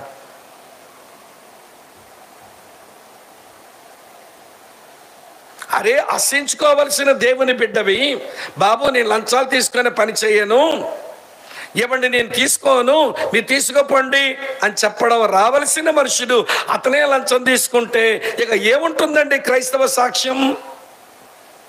మా విశాఖపట్నంలో జూలియస్ అనే ఒక అన్నయ్య గారు ఉండేవాళ్ళు. ఆయన కస్టమ్స్ కమిషనర్గా బెంగళూరులో రిటైర్ అయినారు. మా దగ్గర ఉన్నప్పుడు కస్టమ్స్ ఆఫీసర్ ఆయన. ఆ ఇంటికి సూట్ కేసులతో లక్షలు వచ్చేవి ఆ రోజున. సార్ మీరు అవన్నీ వదిలేయండి, ఆ సరుకులు, ఈ విదేశీ వస్తువులు వదిలేయండి, ఈ లక్షలు తీసుకోండి అని అంటే ఏమంటే గుమ్మం నుంచే కిందగా పొమ్మనేవాడు ఆయన. గుమ్మం దిగండి మీరు, నేను దేవుని నమ్మిన వాడను, నేను లంచాలు తీసుకోను. ప్రియులారా, ఆయన సాక్ష్యం ఎంత అద్భుతమైందంటే ఏమండి బెంగళూరు ఎయిర్పోర్ట్లోనూ ఎవరో అమ్మవి భర్త ఏమో కువైట్లో చచ్చిపోయాడట, సరుకులు వచ్చాయంట. కానీ సరుకులు రిలీజ్ చేయడం వల్ల ఏమంటే ఎయిర్పోర్ట్లో వచ్చిపోతామని చాలాసార్లు తిరిగిందంట. ఎవరు అక్కడున్న కస్టమ్స్ ఆఫీసర్ ఒక ఆయన అన్నాడట, నీ సరుకులు నీ ఇంటికి చేరాలంటే ఆ గదిలో యేసు ఉంటాడు, వీళ్ళు కలుసుకున్నారట. ఆ గదిలో ఎవరుంటారు? యేసు ఉంటాడు, వీళ్ళు కలుసుకున్నారట. పాప గది దగ్గరకు వచ్చి కూర్చుంటే ఈ అన్నగారు బయటకు వచ్చి, ఏమమ్మా ఎందుకు వచ్చారు మీరు అని అడిగితే, నా భర్త కువైట్లో చచ్చిపోయాడండి, అక్కడ సరుకులన్నీ ఇక్కడ పంపించారు, కానీ ఇక్కడ ఉండేటువంటి కస్టమ్స్ వాళ్ళు ఇవ్వడం లేదు అని ఏడ్చిందంట ఆమె. సరే కూర్చోబెట్టి మిగిలిన ఆఫీసర్ పిలిచాడు ఆయన. ఈ వస్తువులు వచ్చి ఎన్ని రోజులైంది? 20 days అయింది. మరి ఎందుకు మీరు రిలీజ్ చేయలేదు అంటే ఆఫీసర్లు తలదించారంట. దించుతానన్నాడట. నేను మీకు ఒక 2 hours టైం ఇస్తున్నాను. ఆమె వస్తువులు ఏమేమి వచ్చాయో ఆమె దగ్గర లెక్క, మీ దగ్గర లెక్క చూసి మీరు 2 hours మీరు వెహికల్ కట్టించి ఆ వెహికల్కి మీరే డబ్బు పెట్టండి, ఎందుకంటే నిసార్లు తిప్పారు కాబట్టి పంపించండి వ్యాన్లో సరుకులని, నేను ఇక్కడ ఆఫీసులో కూర్చుంటాను అని తిట్టి పంపిస్తే ఆవిడ బయటకు వచ్చి నువ్వెందుకమ్మ అక్కడికి వెళ్ళావని అడిగారంట. ఎవరో చెప్పారండి యేసు అక్కడ ఉంటాడు అని. నేను వెళ్ళాను, యేసుకు చెప్పుకున్నాను అందట. 2 hours సరుకులన్నీ కట్టి పంపించే ముందు అయ్యా యేసు గారు మీకు వందనాలంటే నా పేరు యేసు కాదమ్మా, నా పేరు జూలియస్ అన్నాడట. అంటే మీ పేరు యేసు అని చెప్పారండి అందట. అంటే ఆఫీసర్లో కొంతమంది అతను ఏమని పిలుస్తున్నారు, ఒక యేసు వచ్చేస్తున్నాడని పిలుస్తారట. అంత నీతిగా అంత నిజాయితీగా బ్రతుకుతాడు. లంచగొండతనానికి తన దగ్గర చోటు లేదు. అలాంటి గొప్ప రోజులు ఈ దేశానికి ఎప్పుడు వస్తాయి? యేసు నమ్మిన వాళ్ళైనా ఈ చెడుతనము లంచగొండతనాన్ని ఆశించుకోవడం మనకైనా వస్తే ఈ దేశంలో ఏమైనా నీతి జాతి ఉంటుంది ఈ దేశస్తులకి. ఈయన పేరేమో అబ్రహాము, చేసిన ఉద్యోగమేమో ఎలక్ట్రికల్ ఏఈ. తీసుకున్నాడు రా బాబు అంటే 30,000. దేవుని భయం ఉందంటారా పెద్ద మనిషికి? లోకములో ఉన్న చెడు లంచగొండుతనం ఒకటి చెప్పి వదిలేస్తాను అనుకుంటున్నారేమో. ఇంకా ఉన్నాయి చెడులు చెప్పనా? లోకములో ఉన్న చెడు కులతత్వం, దాన్ని నశించుకోవడం వచ్చా? అసలు క్రైస్తవ సంఘం కులతత్వానికి వ్యతిరేకంగా నిలబడి బతకవలసిన క్రైస్తవ సంఘమే కులతత్వానికి పెద్దపీట వేసి కూర్చుంటుంది. చర్చిలోకి వచ్చి కూర్చుందంటే ఈవిడ పక్క ఆవిడ ఇలా చూసి మీరు ఏ ముట్లు అందట. నీకెందుకు అది ఏ ముట్లు అయితే? నీ ముట్లు తగలయ్యా పనికి మాలిందానా? ఏ ముట్లు? ఈ ముట్లయితే కలిసి సావాసం చేస్తుంది, వేరొక ముట్లయితే సావాసం చేయదేమో. మరి ఒకే రొట్టె ఎందుకు విరుస్తావు? ఒకే గిన్నెలో ద్రాక్షారసం ఎందుకు త్రాగుతావు? యేసుక్రీస్తులో కులతత్వాలు ఉన్నాయని, యేసుక్రీస్తులో కుల విభేదాలు ఉన్నాయని నువ్వు చూపించి మళ్ళీ రొట్టెలో చేతులు వేస్తున్నావు, రసంలో మళ్ళీ పాలు పంపులు పొందుతావు ఎందుకు?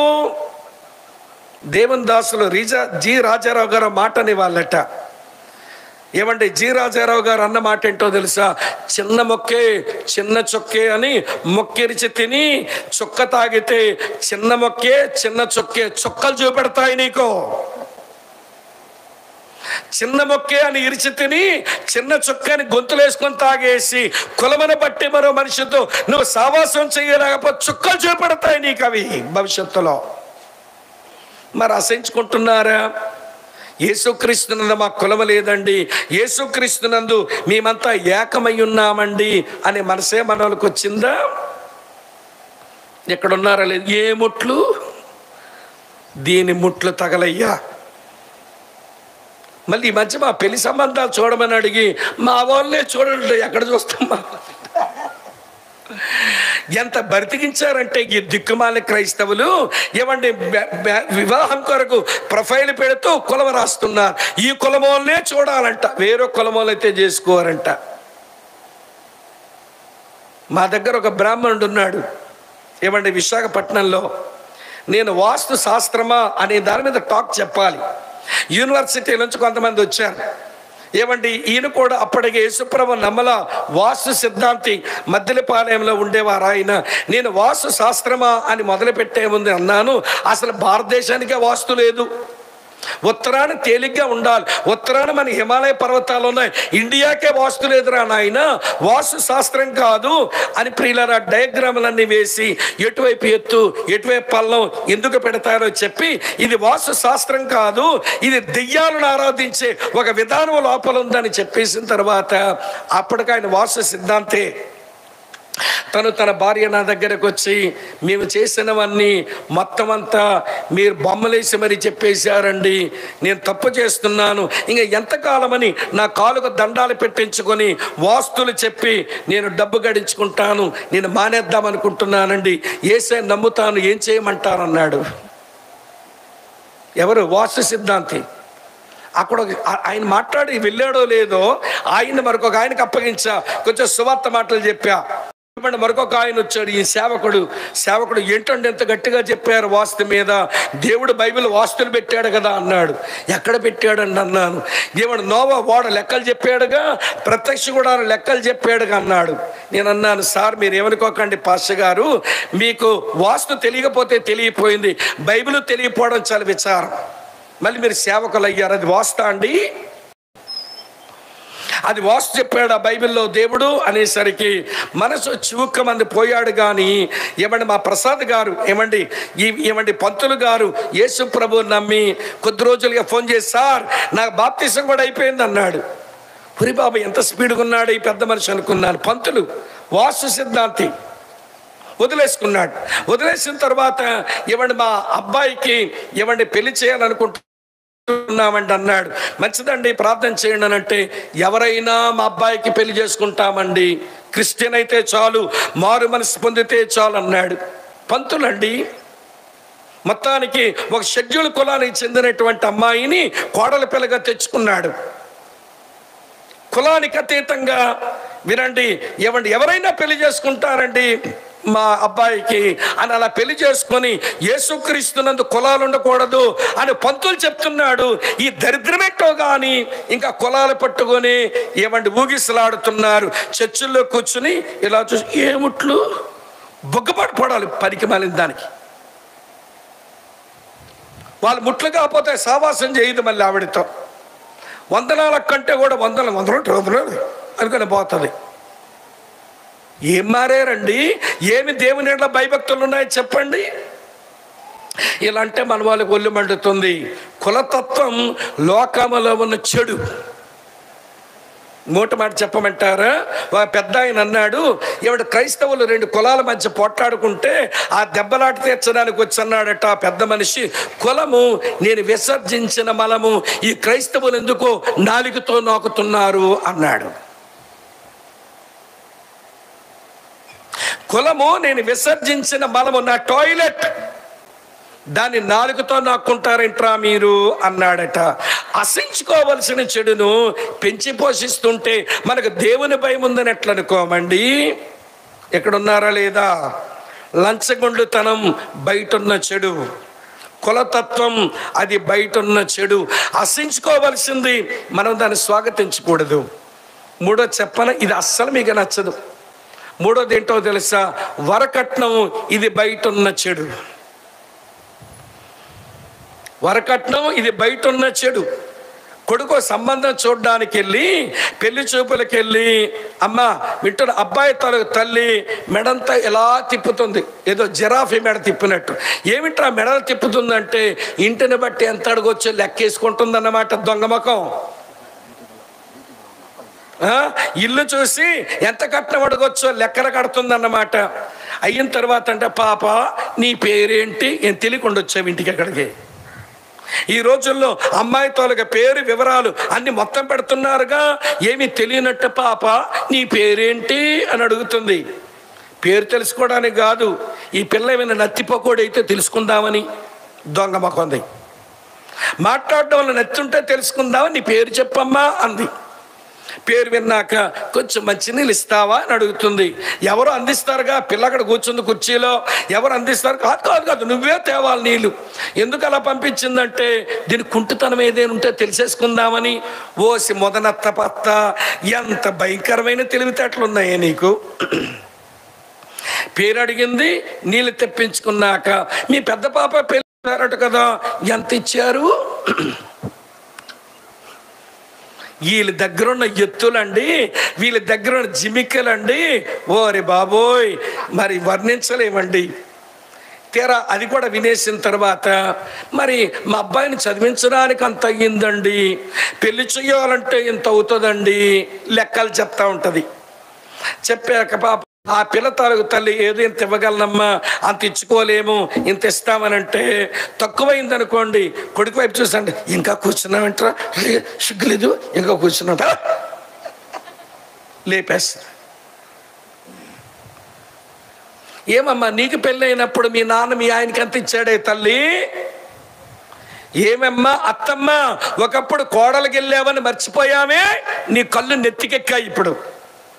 అప్పుడు నీ పెళ్ళికి మీ ఆయనోళ్ళు అడుగుతుంటే నా పెళ్ళి అవ్వదేమో, సేవకులు ప్రార్థన చేయండి, సంఘం ప్రార్థన చేయండి, ఇంతే ఇచ్చుకోగలం, ఇంతకంటే మా నాన్న దగ్గర లేదని అంత ఏడ్చి ప్రార్థనలు చేసి ఉపవాసం ఉన్నావే. ఇప్పుడు ఆడపిల్లల్ని ఇంటికి తెచ్చుకోవడానికి ఏం వేస్తున్నావే వేషాలు, మొదనష్టపత్తా. ఒకప్పుడు ఒక ఇంటి కోడలికి వెళ్ళావని మర్చిపోయావు నువ్వు. ఇప్పుడు అత్త హోదా వచ్చింది, ఈ పిల్లాడి వలన ఎవడు కొంచెం తెచ్చేసుకుందామని. ఏమి ఆకలో తెలియదండి. వాళ్ళు ఉందా, ఇచ్చారా, తీసుకో, నేను తప్పని చెప్పడం లేదు. వాళ్ళకుంది, ఇచ్చారు, తీసుకో, పర్వాలేదు. కానీ ఇస్తారా సస్తారా అని వాళ్ళ గుండె మీద కూర్చొని వాళ్ళు ఏడిపించి తీసుకుంటున్నావే. వాళ్ళ చెమట, వాళ్ళ రక్తం నీ ఇంటిలో నిప్పుల్లో కురుస్తాయి. డబ్బులు తెచ్చుకో, లక్షలే తెచ్చుకుంటావో, వేలే తెచ్చుకుంటావో, అవి నీ ఇంటిలో కురిసే నిప్పులైపోతాయి. నీ పిల్ల మీదకు అది శాపం కింద పరిగణించబడుతుంది. గట్టిగా చెప్తున్నానా? చెప్పకపోతే ఎట్లా? టీవీ నైనోడు వేస్తున్నాడు స్లోగన్, కట్నం అడిగిన వాడు తమ్ముడేంటి గాడిద. అడిగినోడు గాడిదైతే కట్నం ఇచ్చినోడు ఎవడు? అడ్డగాడిదేమో అమ్మాయి తండ్రి. అడిగినోడు గాడిద, ఇచ్చినోడేమో చెప్పండి అడ్డగాడిద. మధ్యలో మాలాంటి వాళ్ళు ఉండిప్పిస్తామే, మరి మేమెవరో కంచరు గాడిదిలం. అడిగినోడు గాడిద, ఇచ్చినోడు అడ్డగాడిద, ఇప్పించినోడు కంచరు గాడిద. అసలు జీవము గల దేవుని సంఘములో గాడిద కుమారులే గాడిద కొడుకులు. గాడిద కొడుకులు తిట్టు కాదు ఇది. అరే వాళ్ళకుంటే ఇచ్చారండి, లేకపోయినా పర్వాలేదండి. నేను ఒక అమ్మని, అమాయకురాలండి ఆవిడ. ఏమండి ఆమెకు 2 కొడుకులు, కూతురు. ఏమండి కూతురు పెళ్లి చేసింది, 5 పైసల కట్నం ఇవ్వలేదు. దేవుని బిడ్డ వచ్చి పెళ్లి చేసుకున్నాడు, సంతోషం. కొడుకు పెళ్లి కొరకు మీకు విడ్డోరని చెప్పనా, ఆమె కోరుకుంటే ఏమండి 1 ఎకరం యాపిల్ తోట రాస్తారు వాళ్ళు. ఈవిడ కోరుకోవాలి కానీ 1 ఎకరం యాపిల్ తోట రాస్తారు. హిమాచలి అమ్మాయి. ఈవిడ అద్వానికి బంధువులు కూడా అవుతారంట, శర్మాజీ కుటుంబం. నేను కూడా వెళ్ళాను. అమ్మాయి తాలూకా నాన్నగారు హిమాచల్ టూరిజంలో పనిచేస్తుంటాడు, పెద్ద ఆయన, బాగా డబ్బులున్న వాళ్ళే. ఈవిడ అద్వానికి ఏదో బంధుత్వం కూడా ఉందని ఎవరో చెప్తే విన్నాను వాళ్ళ గురించి. సరే మొత్తానికి ఈ అబ్బాయి తల్లిని అడిగారట. అడిగాడు అమ్మాయి తాలూకా తండ్రి శర్మాజీ గారు, చెల్లెలా, ఏమండి బెహన్, ఏం కావాలి మీ అబ్బాయికి ఇవ్వడానికి? మేము కట్నాలు బాగా ఇచ్చుకుంటాం మా సాంప్రదాయంలో, ఏం కావాలి నీకనంటే ఈ అమాయకురాలు అంటుందట, మీ పాప చాలా విలువైనదని అనుకుంటున్నాను. మీ దృష్టిలో, మా దృష్టిలో మీ పాప విలువైనది. మీ పాప కంటే విలువైనది ఏది అంటారా అందట. ఏంటమ్మా? మీ దృష్టిలో మీ పాప విలువైంది, మా దృష్టిలో కూడా అమ్మాయి చాలా విలువైనది.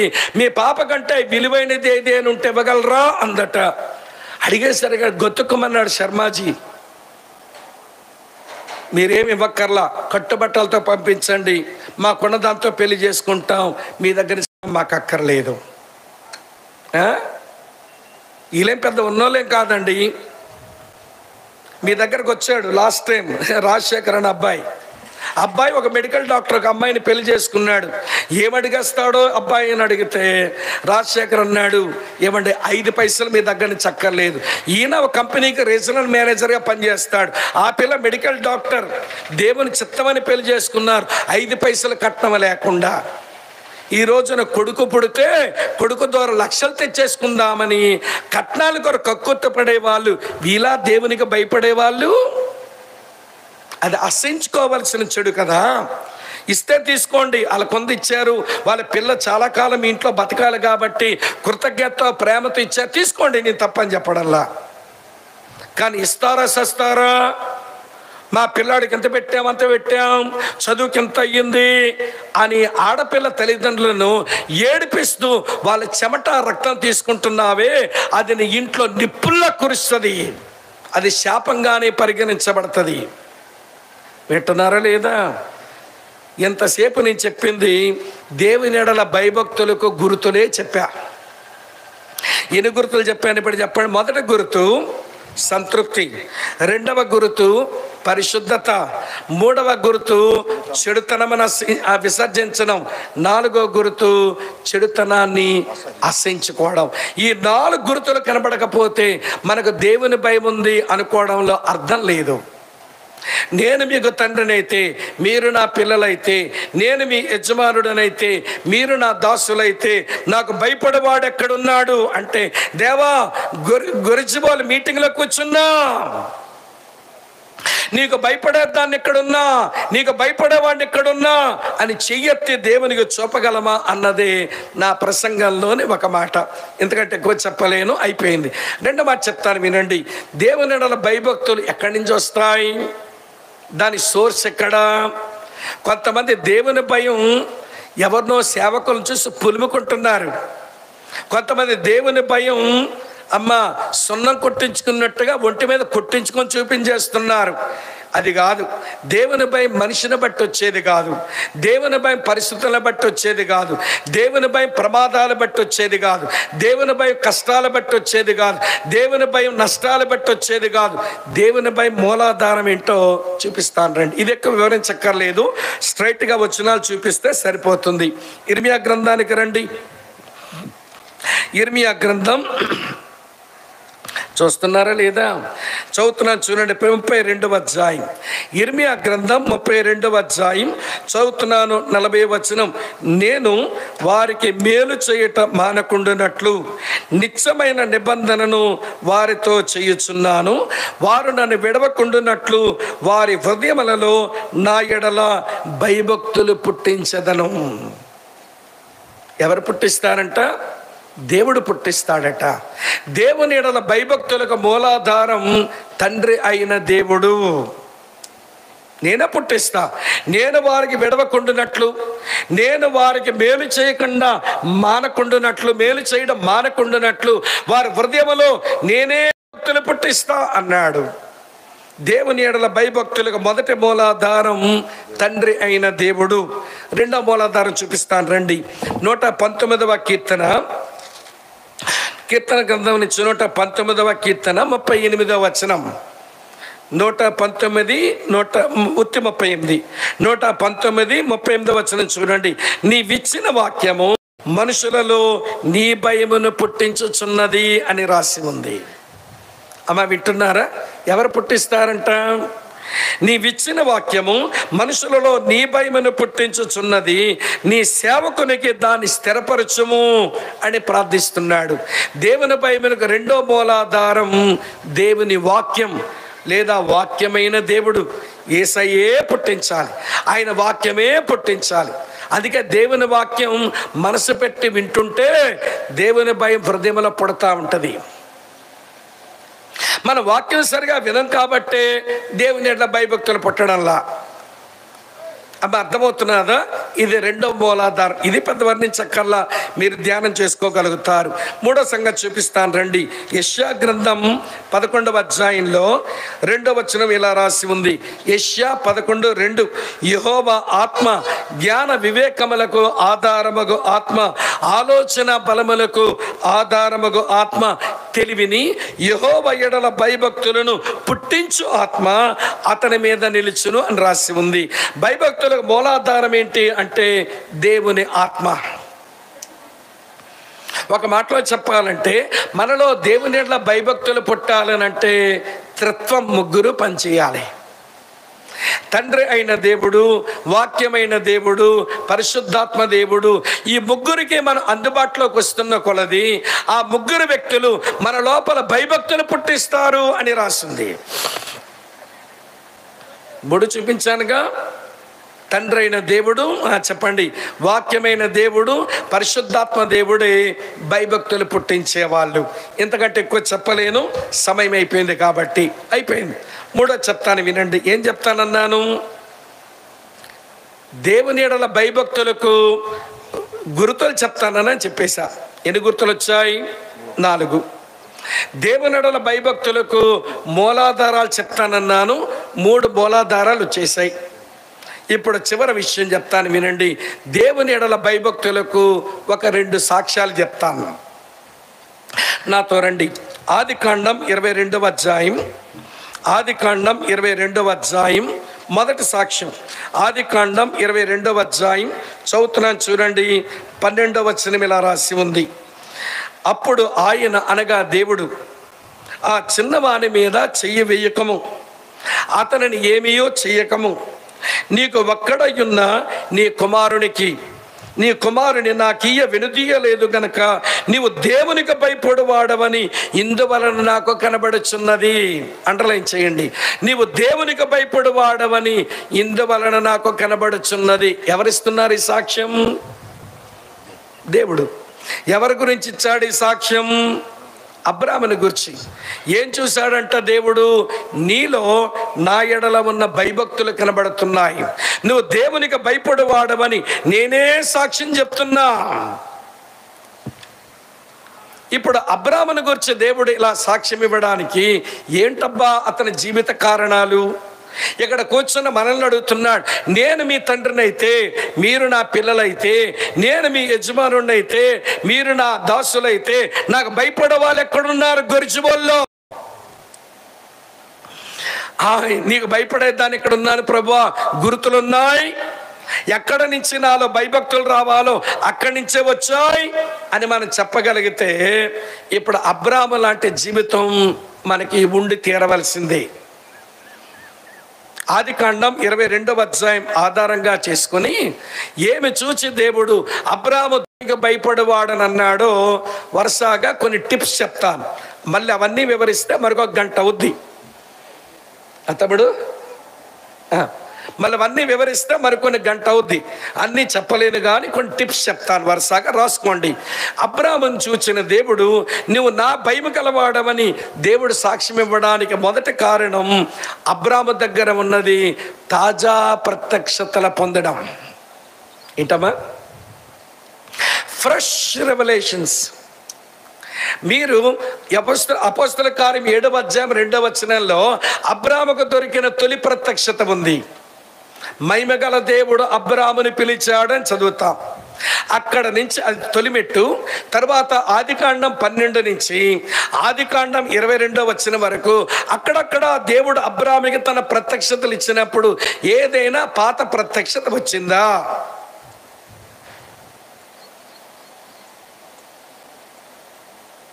పాచి ప్రత్యక్షత, పాత ప్రత్యక్షత.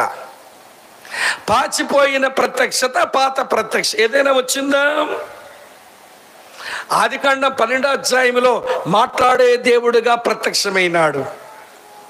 ఆదికాండం 12వ అధ్యాయంలో ప్రార్థన ఆలించు దేవుడుగా ప్రత్యక్షమైనాడు. బలిపీఠం కట్టి అబ్రాము దేవునికి బలి అర్పణ చేశాడు. ఆ కారణం చేతనే కాపాడే దేవుడుగా ప్రత్యక్షమైనాడు. తన భార్య పరాయి వాడి చేతిలో పడే అవకాశం వచ్చినా గాని ఫరో ముట్టకుండా దేవుడు సారాన్ని కాపాడాడు. తర్వాత మెల్కీసెదెకు ద్వారా సర్వోన్నతుడైన దేవునిగా, తను ఆశీర్వదించే దేవునిగా దేవుడు ప్రత్యక్షమైనాడు. ఆదికాండం 15వ అధ్యాయం 1వ వచనంలో యెహోవా వాక్యముగా ఆయన ప్రత్యక్షమైనాడు. ఆదికాండం 17వ అధ్యాయం 1వ వచనంలో సర్వశక్తుడైన దేవునిగా ఆయన ప్రత్యక్షమైనాడు. వింటున్నారా లేదా? ఇప్పుడు 22వ అధ్యాయంలో వింటున్నారా ప్రియులారా? యావే యెహోవాగా తన ప్రత్యక్షతనిచ్చాడు. దేవుడు అబ్రాముకు తాజా ప్రత్యక్ష, ఎప్పటికప్పుడే ఫ్రెష్గా ఉన్నాయి. దేవునికి భయపడేవారు దేవుని వాక్యములోంచి దేవుని గూర్చిన తాజా ప్రత్యక్షతలు పొందుతారు. ఈ రోజున మనం ఏంటో తెలుసా? అప్పుడండి దేవుడు నాతో మాట్లాడాడండి, దేవుడు ఇలా బయలుపరుచుకున్నాడండి. మరి నిన్న, మరి ఈరోజు, మరి మొన్న, నిన్నడు తినమంటే పాసిద్ది ఏం తింటాను అంటావు. పాసిపెట్లో పెట్టి కూడా. పాసిపెట్టు అంటే ఏంటో తెలుసా మీకు? రిఫ్రిజిరేటర్. ఫ్రిడ్జ్ పేరే పాసిపెట్టి. ఆ పాసిపెట్టిలో దాచుకున్నావు కానీ పాచి తినాలంటే నీకు ఇష్టం అవ్వదు. కానీ దేవుని ప్రత్యక్షతలు మాత్రం ఎప్పుడు పాచిపోయినవే. తాజాగా ఫ్రెష్గా దేవుని గురించి ఎరగం. అలా దేవుని గురించి తాజాగా ఎరగిన వారు దేవునికి భయపడడం ఏమి నేర్చుకుంటారు? సరే, అది ఒకటి. రెండవ సంగతి చెప్తాను. అబ్రాము దేవునికి భయపడవాడని దేవుడు సాక్ష్యం ఇవ్వడానికి గల రెండో కారణం, ఆయన తక్షణమే విధేయత చూపేవాడు. Immediate obedience. అబ్రాహాము జీవితం అంతా చూడండి, వెంటనే విధేయత చూపుతాడు. అతని విధేయతలో ఆలస్యాలుండవు. ఏమండి సున్నతి చేయి అంటే వెంటనే చేశాడు. రాత్రెప్పుడో దేవుడు చెప్పాడు, నీ ఒక్కగానొక్క కుమారుణ్ణి నాకు బలిగా అర్పించడానికి బయలుదేరు. తెల్లవారుగానే బయలుదేరిపోతున్నాడు. Immediate obedience. దేవునికి భయపడేవారు తక్షణమే విధేయత చూపుతారు. వాళ్ళు విధేయత చూపడానికి ఆలస్యము చేయరు. విధేయత చూపడానికి దేవుని ప్రశ్నించరు. వస్తుందా తక్షణ విధేయత చూపడం? మూడో విషయం చెప్తాను. తాజా ప్రత్యక్షతలు పొంది తక్షణమే విధేయత చూపి దేవుని కలుసుకునేందుకు తన్ను తాను సిద్ధపరుచుకునేవాడు.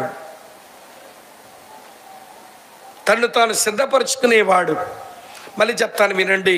ఇప్పుడు మోరియా పర్వతానికి వెళ్ళాలి. కుమారుని బలివ్వడానికి గాడిద గంతవరకు కట్టారు.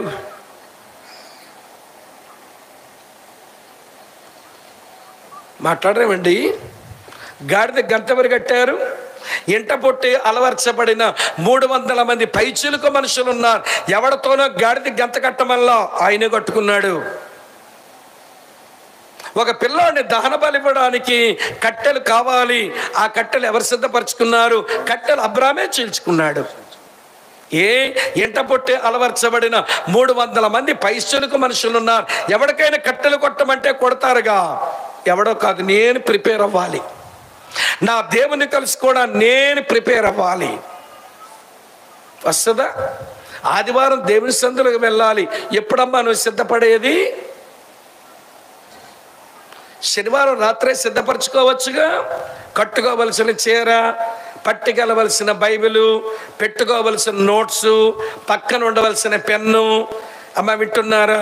పెట్టుకోవలసిన కానుక, అన్నీ కట్టుకోవలసిన చీర, అవన్నీ శనివారం సిద్ధపరచుకోదు. ఆదివారం అంతా గాబరా పడి చర్చికి టైం అయిపోతుంటే పాటలు అయిపోతాయి, కనబడదు. ఆరాధన వర్తమానం అయిపోద్ది, అమ్మగారు ఉండరు.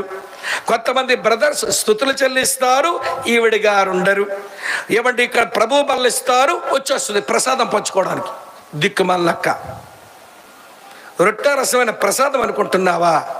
వచ్చి తినిపోవడానికి ఏదో పెద్ద భక్తి పర్వాలేదు అప్పుడు కనబడుతుంది అంటే మా మధ్య మేమే తెలగనుకుంటాం. మొదట ప్రార్థనకి ఉండి చివరి ప్రార్థన వరకు ఉండడానికి సిద్ధపడి వచ్చే వాళ్ళే సరైన ఆరాధికులు. ఏం ప్రార్థనకు ఉండాలి? మాట్లాడరేమండి? ఒళ్ళు మండుతున్నట్టుంది మీకు. మండుద్దులేండి, ఎందుకంటే ఆలస్యంగా వచ్చే రకాలుగా వీళ్ళకి చాలా ఇబ్బందిగా ఉంటుంది. తొలి ప్రార్థనకే కూర్చొని చివరి ప్రార్థన వరకు ఉండి కూడిక అయిపోయింది ఇంటికి వెళ్ళండి అమ్మా అని ఇక్కడ ఒక ఆయన చెప్పేవారు. కదలకూడదు. పాటలకు ఉండాలి. అమ్మ వింటున్నారా? ఆరాధన సందేశం వినడానికి ఉండాలి. ఎవరో స్తుతులు చెల్లిస్తుంటే వాళ్ళతో మనసు కలిపి మనం ఆరాధించాలి. తర్వాత బల్లను సమీపించాలి, తర్వాత ప్రసంగం వినాలి, తర్వాత కానుక సమర్పించాలి, తర్వాత చివరి దీవెన తీసుకొని ఇంటికి పోవాలి. వీరు దేవునికి భయపడేవాళ్ళు. వీళ్ళ దగ్గర బోల్డంతా ప్రిపరేషన్ ఉంటుంది. మీలో ఎవరైనా ఆదివారం మందిరానికి వెళ్ళినప్పుడు కట్టుకోవలసిన చీర శనివారం సిద్ధపరుచుకుని అక్కల చేతులు ఎత్తండి అన్నాను అనుకోండి, ఒక చెయ్యాలి లేవదని నాకు తెలుసు. అడగనులేండి, నాకు తెలుసుగా. జగమెరిగిన బ్రాహ్మణుడు జడ్జి వేయడం ఎందుకు? జగమెరిగిన బ్రాహ్మణుడికి వాడు జడ్జి వేయక్కర్లా. ప్రిపరేషన్ ఉండదండి. నాకు అబ్రాహాం ఎంత నచ్చినాడనంటే, అసలు నువ్వు వెళ్తుంది మోరియా పర్వతానికి కదా, అది అరణ్య మార్గం కదా, పిల్లాడు కాల్చడానికి కావాల్సిన కట్టెలే దొరకవక్కడ. ఎక్కడి నుంచి పట్టుకెళ్తున్నావు? దొరికిన పచ్చివి దొరికితే ఏం కాల్తాడు కొడుకు? ఒకవేళ అక్కడికి వెళ్ళినా కానీ ఎవడి పచ్చి కట్టెలతో ఏం కాలుస్తాను నా కొడుకుని? ఎక్కడే ఎండి కట్టెలు ఉన్నాయి, చీల్చేసుకుంటా, మూట కడతా, కొడుకు మీద పెడతా. ఎంత ప్రిపరేషన్ అండి!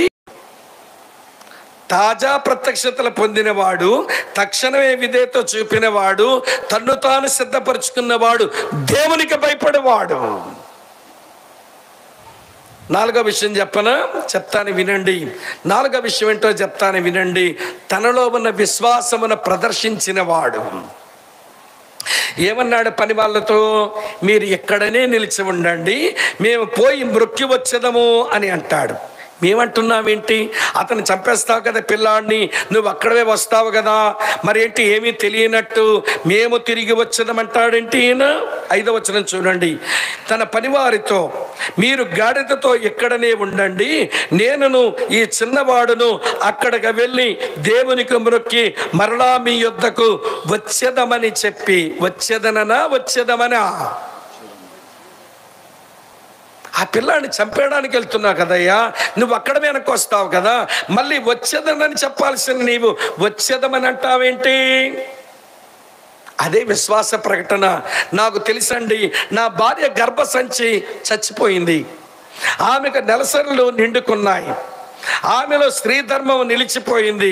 అలాంటి చచ్చిన గర్భసంచికి పునరుత్థానం ఇచ్చి అందులోంచి బిడ్డనిచ్చిన దేవుడు ఇప్పుడు నా బిడ్డను బలి చేసి దాని మీద దహన బలి మీద పెట్టి కాల్చేస్తే నా కొడుకు బూడిదైపోయిన బూడిదలోంచి మళ్ళీ నా కొడుకు నా దేవుడు నాకు ఇస్తాడు. బూడిదలోంచి మళ్ళీ నా కొడుకు వస్తాడు. అది తన విశ్వాస ప్రకటన. అమ్మ వింటున్నారా మీరు? ఎన్ని చెప్పాను ఇప్పుడు? తాగుడంతో గుర్తుపెట్టుకోండి, తాతో చెప్తానని. ఏమంటే మొదటి తాయి ఏంటి? తాజా ప్రత్యక్షతలు పొందినవాడు. రెండో తాయి ఏంటి? తక్షణమే విధేయత చూపినవాడు. మూడో తాయి ఏంటి? తన్ను తాను సిద్ధపరచుకున్నవాడు. నాలుగో తాయి ఏంటి? తనలో ఉన్న విశ్వాసం ప్రదర్శించినవాడు. 5వ తా చెప్తాను వినండి. 5వ తాయి ఏంటనంటే తన్ను తాను ప్రత్యేకపరుచుకున్నవాడు. మీరు ఎక్కడే ఉండండి. పనులను ఎక్కడ వదిలేశాడు? భార్యను ఎక్కడ వదిలేశాడు? నువ్వు ఇంటి దగ్గరే ఉండమ్మా అని అక్కడ వదిలేశాడు. భార్య ఏమో ఇంటి దగ్గర ఉంది, పనులేమో కొండ కింద ఉన్నారు, ఆయన మాత్రమే కొడుకుని తీసుకుని పోయాడు. ఆత్మ సంబంధమైన నేను చేసే ఆరాధన ఈ శరీరులకు అర్థం కాదు. ఆత్మ సంబంధమైన నేను చేసిన ఈ ఆరాధన ఈ శరీర సంబంధాలకు అర్థం కాదు. వీళ్ళు అడ్డం పడతారు. ఊహించండి, చెప్తాను. ఇప్పుడు మోరియా పర్వతం మీద సారక్ వచ్చింది అనుకోండి.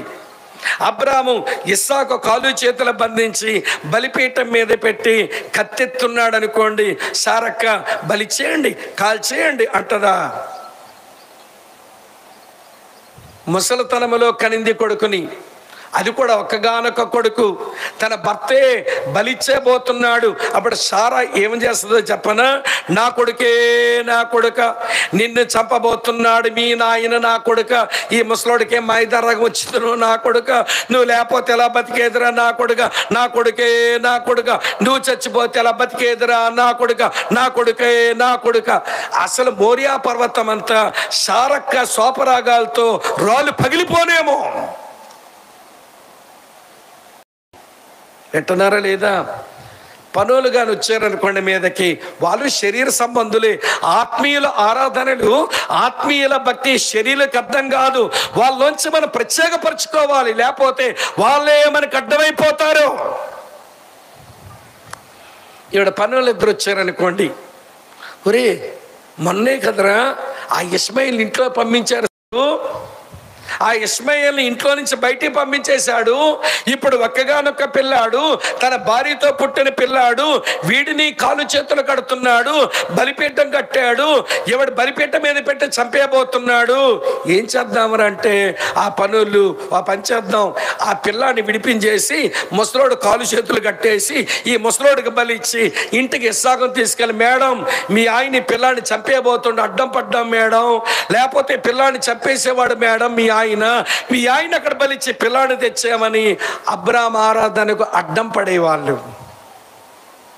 వింటున్నారా లేదా? ఈ రోజున ఆత్మీయులు శరీరం నుంచి తమ తాము ప్రత్యేకపరచుకోవడం రాక, మా బంధువులండి ఇష్టపడరండి, ఈ పని చేయకపోతే ఒప్పుకోరండి, చేసేస్తారు వీళ్ళు.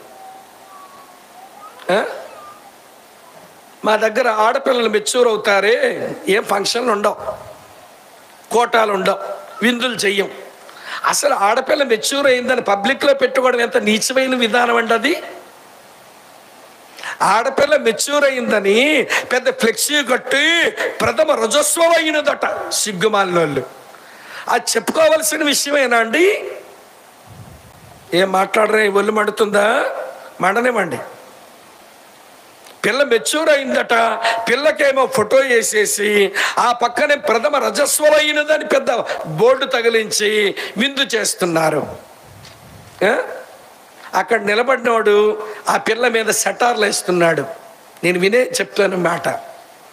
ఒక మీటింగ్కి ఇలాగే రోడ్డు దిగాలి, అక్కడేమో మెచ్యూర్ ఫంక్షన్ ఫ్లెక్సీ పెట్టారు. అక్కడ కొంతమంది కుర్రోళ్ళు నిలబడి ఆ పిల్ల మీద అసభ్యకరమైన మాటలు వింటున్నారు. ఒకటితో మాట్లాడుకుంటున్నారు, వింటున్నారు. ఒక్కొక్కడు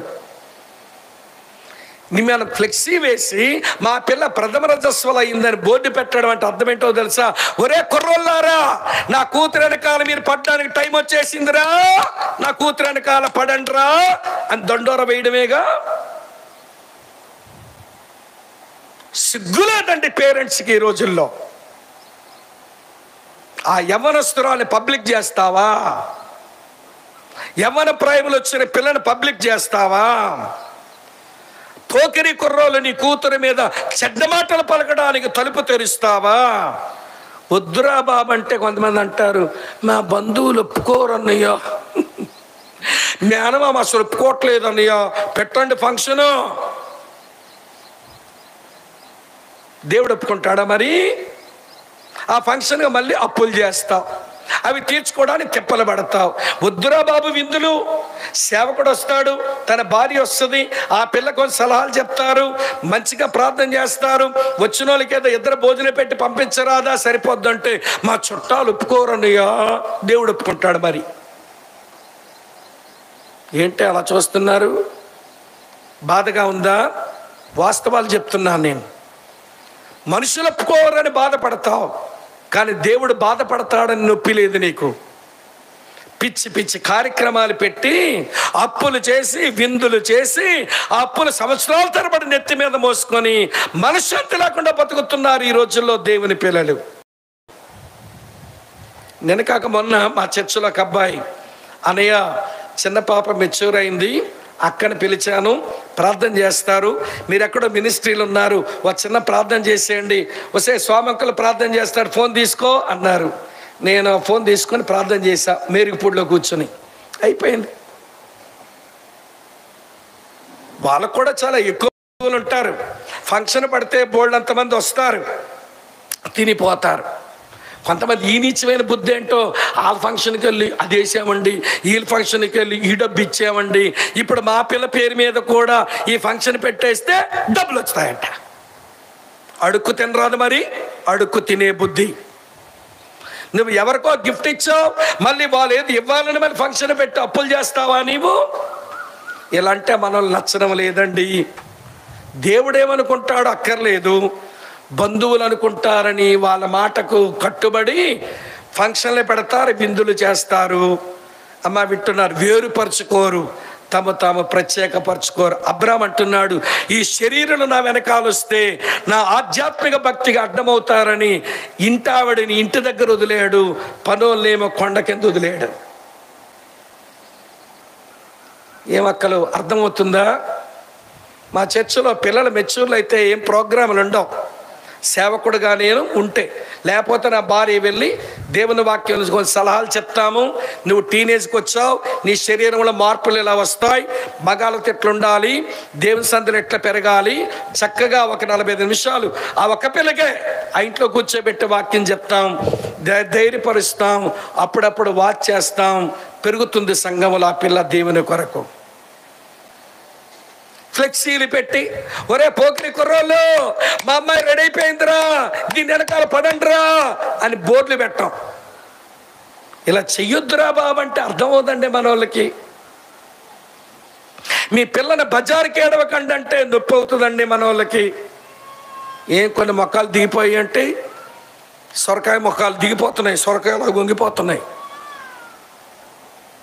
నొచ్చుకోకండి, ఇక మీ ఇష్టం. ఎంత చెప్పినా కూడా మా పని మాదే, మా ఇష్టం మాది అనుకుంటే అది మీ ఇష్టం. నేనేమన్నా మీ మీద ప్రభునా? మీ మీద ఏమండి నేను ఏలుబడి చేసేటువంటి ప్రభువుని కాదు కదా.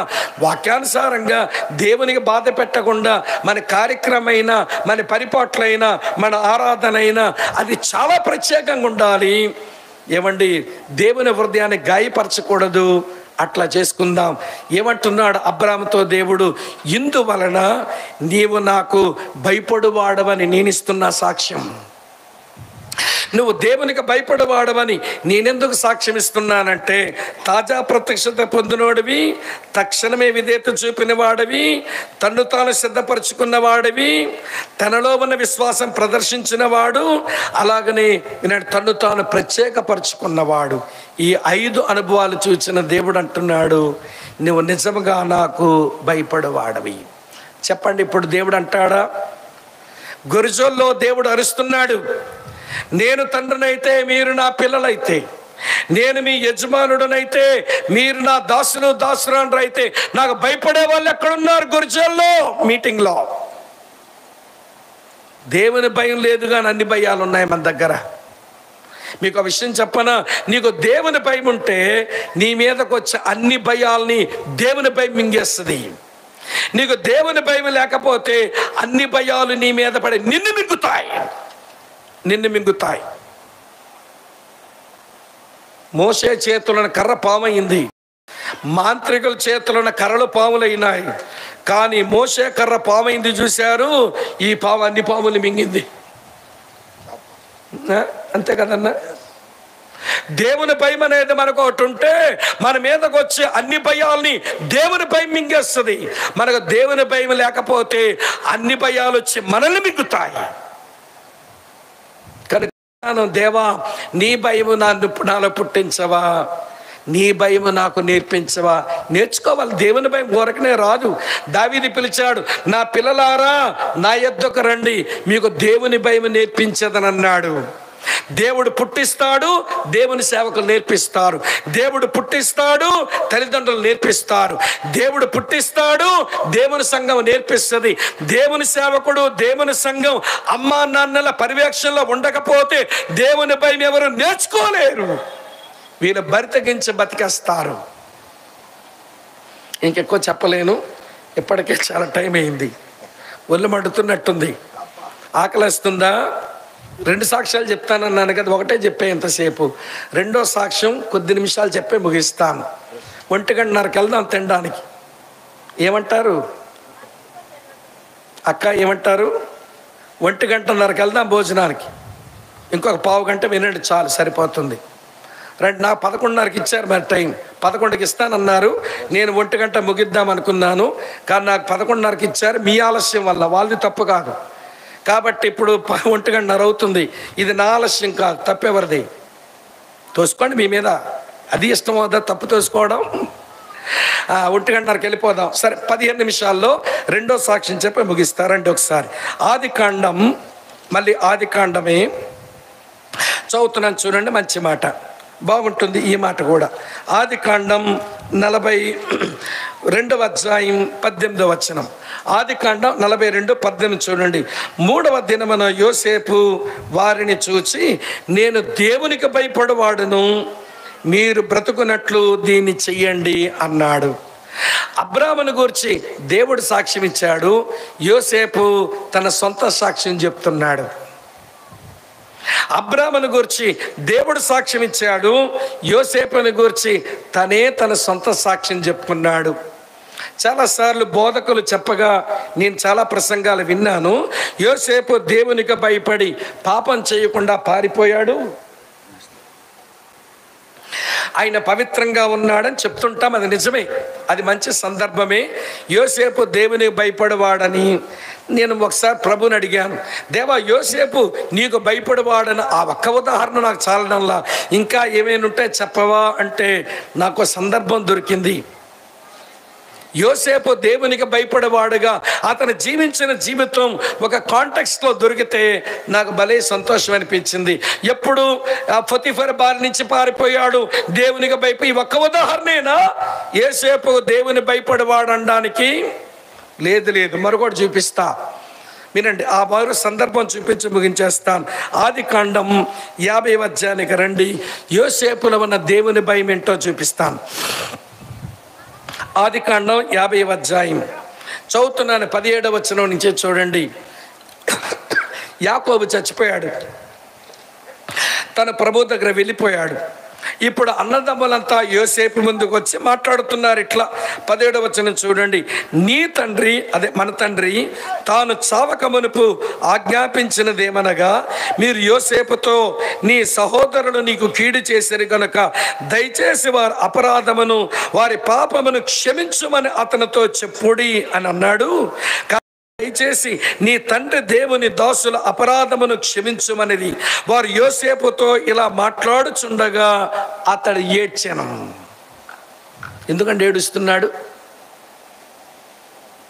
ఏడుస్తున్నాడు? అమ్మ వింటున్నారు ఈ మాట? నాని చనిపోయినాడు. అన్నదమ్ములందరూ ఎదురుగా వచ్చి, ఒరే సహోదరుడా, నాన్నేమని చెప్పాడు? మేము నీ కీడు చేసిన మాట నిజమే, కానీ మా పాపమును అపరాధమును క్షమించమని నిన్ను అడగమని చెప్పినాడు. మా పాపాలు క్షమించమని అడగడాన్ని నీ ముందుకు వచ్చామనంటే ఏడుస్తున్నాడు ఆయన. ఎందుకు ఏడుస్తున్నాడో చెప్పనా? చూడండి తర్వాత మాట. 18వ వచనంలో ఇలా ఉంది. మరి అతని సహోదరులు పోయి ఆయన ఎదుట సాగిలపడి, ఇదిగో మేము నీ దాసులమని చెప్పగా యోసేపు భయపడకండి అని ఇప్పుడు అంటున్న మాటలు గమనించండి. నేను దేవుని స్థానములో ఉన్నానా? నన్ను క్షమించమని అడుగుతున్నారేంట్రా అన్నయ్యలు? మీ అపరాధాలు క్షమించమని నన్ను చెడుగుతున్నారేంట్రా అన్నయ్యలు? ఓ తమ్ముడా, నేను దేవుని స్థానంలో ఉన్నానా? దేవుడు ఒక్కడే మనుషుల పాపాలు క్షమించగలడు. దేవుడు ఒక్కడే మనుషుల అపరాధాలు క్షమించగలడు. నన్ను దేవుని చోట్లోకి మీరు తోసేకండి. నేను మీ పాపాల అపరాధాలు క్షమించగలిగినోడిని కాదు, దేవుడు. అక్క చెల్లి తమ్ముడన్న వింటున్నారా? నీ పాపములు నీ అపరాధములు క్షమించగలిగిన వాడు సిలువలో నీ కొర ప్రాణం పెట్టిన యేసు ప్రభు తప్ప ఈ ప్రపంచంలో నీ పాపాలు అపరాధాలు క్షమించగలిగిన దేవుడే లేడు. ఏ మతంలోనైనా. యోసేపు దేవునికి భయపడేవాడని ఎట్లా చెప్పగలనంటే, మీ పాపాల అపరాధాలు క్షమించడానికి నేను దేవుని స్థానంలోకి వెళతానా? అమ్మో, దేవుని చోట్లోకి వెళ్ళకూడదు అనుకున్నాడు. వాళ్ళు ఎందుకు వచ్చేలా అడుగుతున్నారు తెలుసా మీకు? నాయన చచ్చిపోయాడు, ఇప్పుడు యోసేపు మన మీద పగ సాధిస్తాడేమో అనుకుంటున్నారు. పగ సాధించేది ఎవరు? దేవుడా మనిషా? రోమాపత్రిక 12వ అధ్యాయంలో ఉంటుంది, పగ సాధించువాడు దేవుడు. నేను కాదు పగ సాధించేవాడిని. నేను దేవుని స్థానంలో ఉన్నానా? నేను భయపడుతున్నా దేవునికి. నేను దేవుని స్థానంలోనికి వెళ్ళను. మిమ్మల్ని క్షమించువాడు దేవుడే, మీ మీద పగ సాధించువాడు దేవుడే. నన్ను దేవుని చోట్లో తోసేకండి అంటున్నాడు. మూడో విషయం, ఒరే నాన్న చచ్చిపోయినాడు, ఇప్పుడు యోసేపు మనకు తీర్పు తీరుస్తాడేమో అని భయపడుతున్నారు. అందుకలా వచ్చి అడుగుతున్నారు, తీర్పు తీర్చేవాడెవడు? దేవుడా మనిషా? దేవుడు కదా తీర్పు తీర్చేవాడు. నేను తీర్పు తీరుస్తానని భయపడతారు ఇంట్రా మీరు? నేను దేవుని స్థానమందున్నానా? దేవుడురా తీర్పు తీర్చేవాడు, మీరు నాకు భయపడకండి అన్నాడు యోసేపు. నేను దేవునికి భయపడి దేవుని చోట్లోకి నేను వెళ్ళడం లేదు. దేవుడే క్షమించేవాడు, దేవుడే తీర్పు తీర్చేవాడు, దేవుడే పగ సాధించేవాడు. వీళ్ళు ఎందుకు వచ్చేలా అడుగుతున్నారో తెలుసా? నాయన చచ్చిపోయినాడు, ఇప్పుడు మనం పోషిస్తాడో పోషించడో అనుకుంటున్నారు. పోషించేవాడు దేవుడు రా, నేను కాదు. నేను దేవుని స్థానమందున్నానా? దేవుడు కదా పోషించేవాడు, మీరు భయపడకండి. దేవునికి భయపడే వాళ్ళు దేవుని చోట్లోకి వెళ్ళరు. అది ఇక్కడ ప్రిన్సిపల్ ఐడియా. దేవునికి భయపడేవారు దేవుని చోట్లోకి వెళ్ళరు. యోసేపు అంటున్నాడు, నేను దేవుని స్థానమందున్నానా? క్షమించువాడు దేవుడు, తీర్పు తీర్చువాడు దేవుడు, న్యాయం తీర్చువాడు, పగ సాధించువాడు దేవుడు, పోషించువాడు దేవుడు. నన్ను దేవుని చోట్లో పెట్టకండని అతను దేవుని చోట్లోకి వెళ్ళలేదు. అందుకని చెప్పగలిగాడు, నేను దేవునికి భయపడు వాడను. ఇక్కడ చాలామంది ఉంటారు, ఎవరో ఏదో కీడు చేశారు, వాళ్ళు తిరిగి ప్రతికీడు చేద్దామనుకుంటున్నావు, దేవుని చోట్లోకి వెళ్ళిపోతున్నావు. ఎవరో ఏదో అన్నారు, తీర్పు తీర్చేయాలనుకుంటున్నావు, నువ్వు దేవుని చోట్లోకి వెళ్ళిపోతున్నావు. ఎవరైనా తప్పు చేశారు, అపరాధం చేశారు, వాళ్ళ క్షమాపణ అడిగితే బాగుంది అనుకుంటున్నావు, దేవుని చోట్లోకి వెళ్ళిపోతున్నావు. ఎవరికో నీ కష్టార్జితంలో పోషణ ఇద్దామనుకుంటున్నావు, నీ భార్య పిల్లలకో నీ భర్త పిల్లలకో పోషిస్తున్నావు, నేను పోషిస్తున్నానంటున్నావు, దేవుని చోట్లోకి వెళ్ళిపోతున్నావు. పోషించువాడు దేవుడు, పగ సాధించేవాడు దేవుడు, తీర్పు తీర్చేవాడు దేవుడు, క్షమించేవాడు దేవుడు. ఎవరైనా ఈ పనులు నేను చేస్తాననుకుంటే వారు దేవుని చోట్లోకి వెళ్తున్నారు. వీళ్ళకి దేవుని భయం బొత్తిగా లేదు. యోసేపు అంటున్నాడు, నేను దేవునికి భయపడవాడను, దేవుని స్థానమందున్నానా? దేవుని చోట్లోకి వెళ్తాననుకుంటున్నారా మీరు? ఇప్పుడు మిమ్మల్ని అడుగుతున్నాను. ఆ రోజున యోసేపు అంటున్నాడు, నేను దేవునికి భయపడవాడనని సాక్ష్యం ఇచ్చాడు. ఈరోజు మనం నేను దేవునికి భయపడుదానను, దేవునికి భయపడవాడనని చెప్పగలమా? ఆ రోజున అబ్రాహాము గురించి దేవుడు అన్నాడు, ఇతడు నిజముగా దేవునికి భయపడవాడని ఇందువల్ల నాకు తెలిసింది అన్నాడు. ఎందువల్ల 5 కారణాలు చెప్పాను. ఇప్పుడు అబ్రాహాముని గురించి దేవుడు సాక్ష్యం ఇచ్చినట్టు మన గురించి మనము యోసేపులాగా సాక్ష్యం చెప్పుకోగలిగినట్లు మాకు దేవుని భయం ఉంది అని చెప్పగలమా? నేను మీ తండ్రినైతే, మీరు నా పిల్లలైతే, నేను మీ యజమానుడినైతే, మీరు నా దాసులైతే నాకు భయపడే వాళ్ళు ఎక్కడున్నారు? ఇల్లు కట్టుకొని ఇస్తే ఇల్లు కట్టుకున్నారు, మందిరం కట్టుకుంటే కట్టగనిచ్చాను, మందిరం కట్టారు. దేశం యొక్క ప్రాకారాలు కట్టుకోగా ప్రయత్నం చేస్తే కట్టుకొనిచ్చాను. మీకు అన్నీ నేను ఇచ్చిన తర్వాత మీరు నా భయం లేకుండా బ్రతుకుతున్నారేంటి? ఇప్పుడు వేషధారులైపోయారు, ఇప్పుడు మీరు విశ్వాసఘాతకులైపోయారు, ఇప్పుడు మీరు ఆధ్యాత్మిక వ్యభిచారులైపోయి మీకు ఇది తగునా? నా నామాన్ని నిర్లక్ష్య పెట్టువారులారా, నేను తండ్రినైతే మీరు నా పిల్లలైతే, మీరు మీ యజమానుడనైతే మీరు నా యొక్క దాసులైతే నాకు భయపడే వాళ్ళు ఎక్కడున్నారు? చెప్పండి. గురుజోల్లో కూర్చున్నాం ప్రభువా, నీ భయముతోనే బ్రతుకుతున్నాను అనే మాట చెప్పగలిగితే నీకంటే ధన్యుడు ఇక్కడ మరొకడు లేడని నీకు శిరం వంచి నీకు కూడా వందనాలు చెప్తా.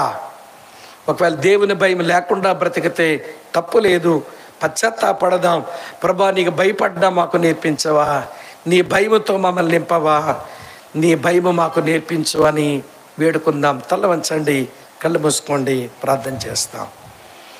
తల వంచండి, కళ్ళు మూసుకోండి, ప్రార్థన చేద్దాం.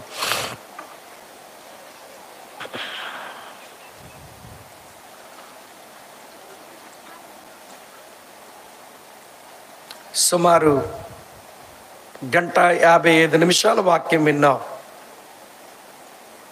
ఇంతకంటే ఎంతసేపు చెబితే నీ గుండె పగులుద్ది, పశ్చాత్తాపడగలుగుతావు? నీ వరకు వచ్చిన ఈ మాటలు చాలవా? నా వరకు వచ్చిన ఈ మాటలు చాలవా?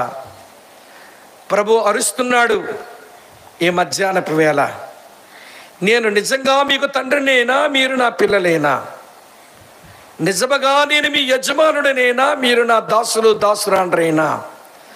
నాకు భయపడే వాళ్ళు ఎక్కడున్నారు? నాకు భయపడే వాళ్ళు ఎక్కడున్నారు?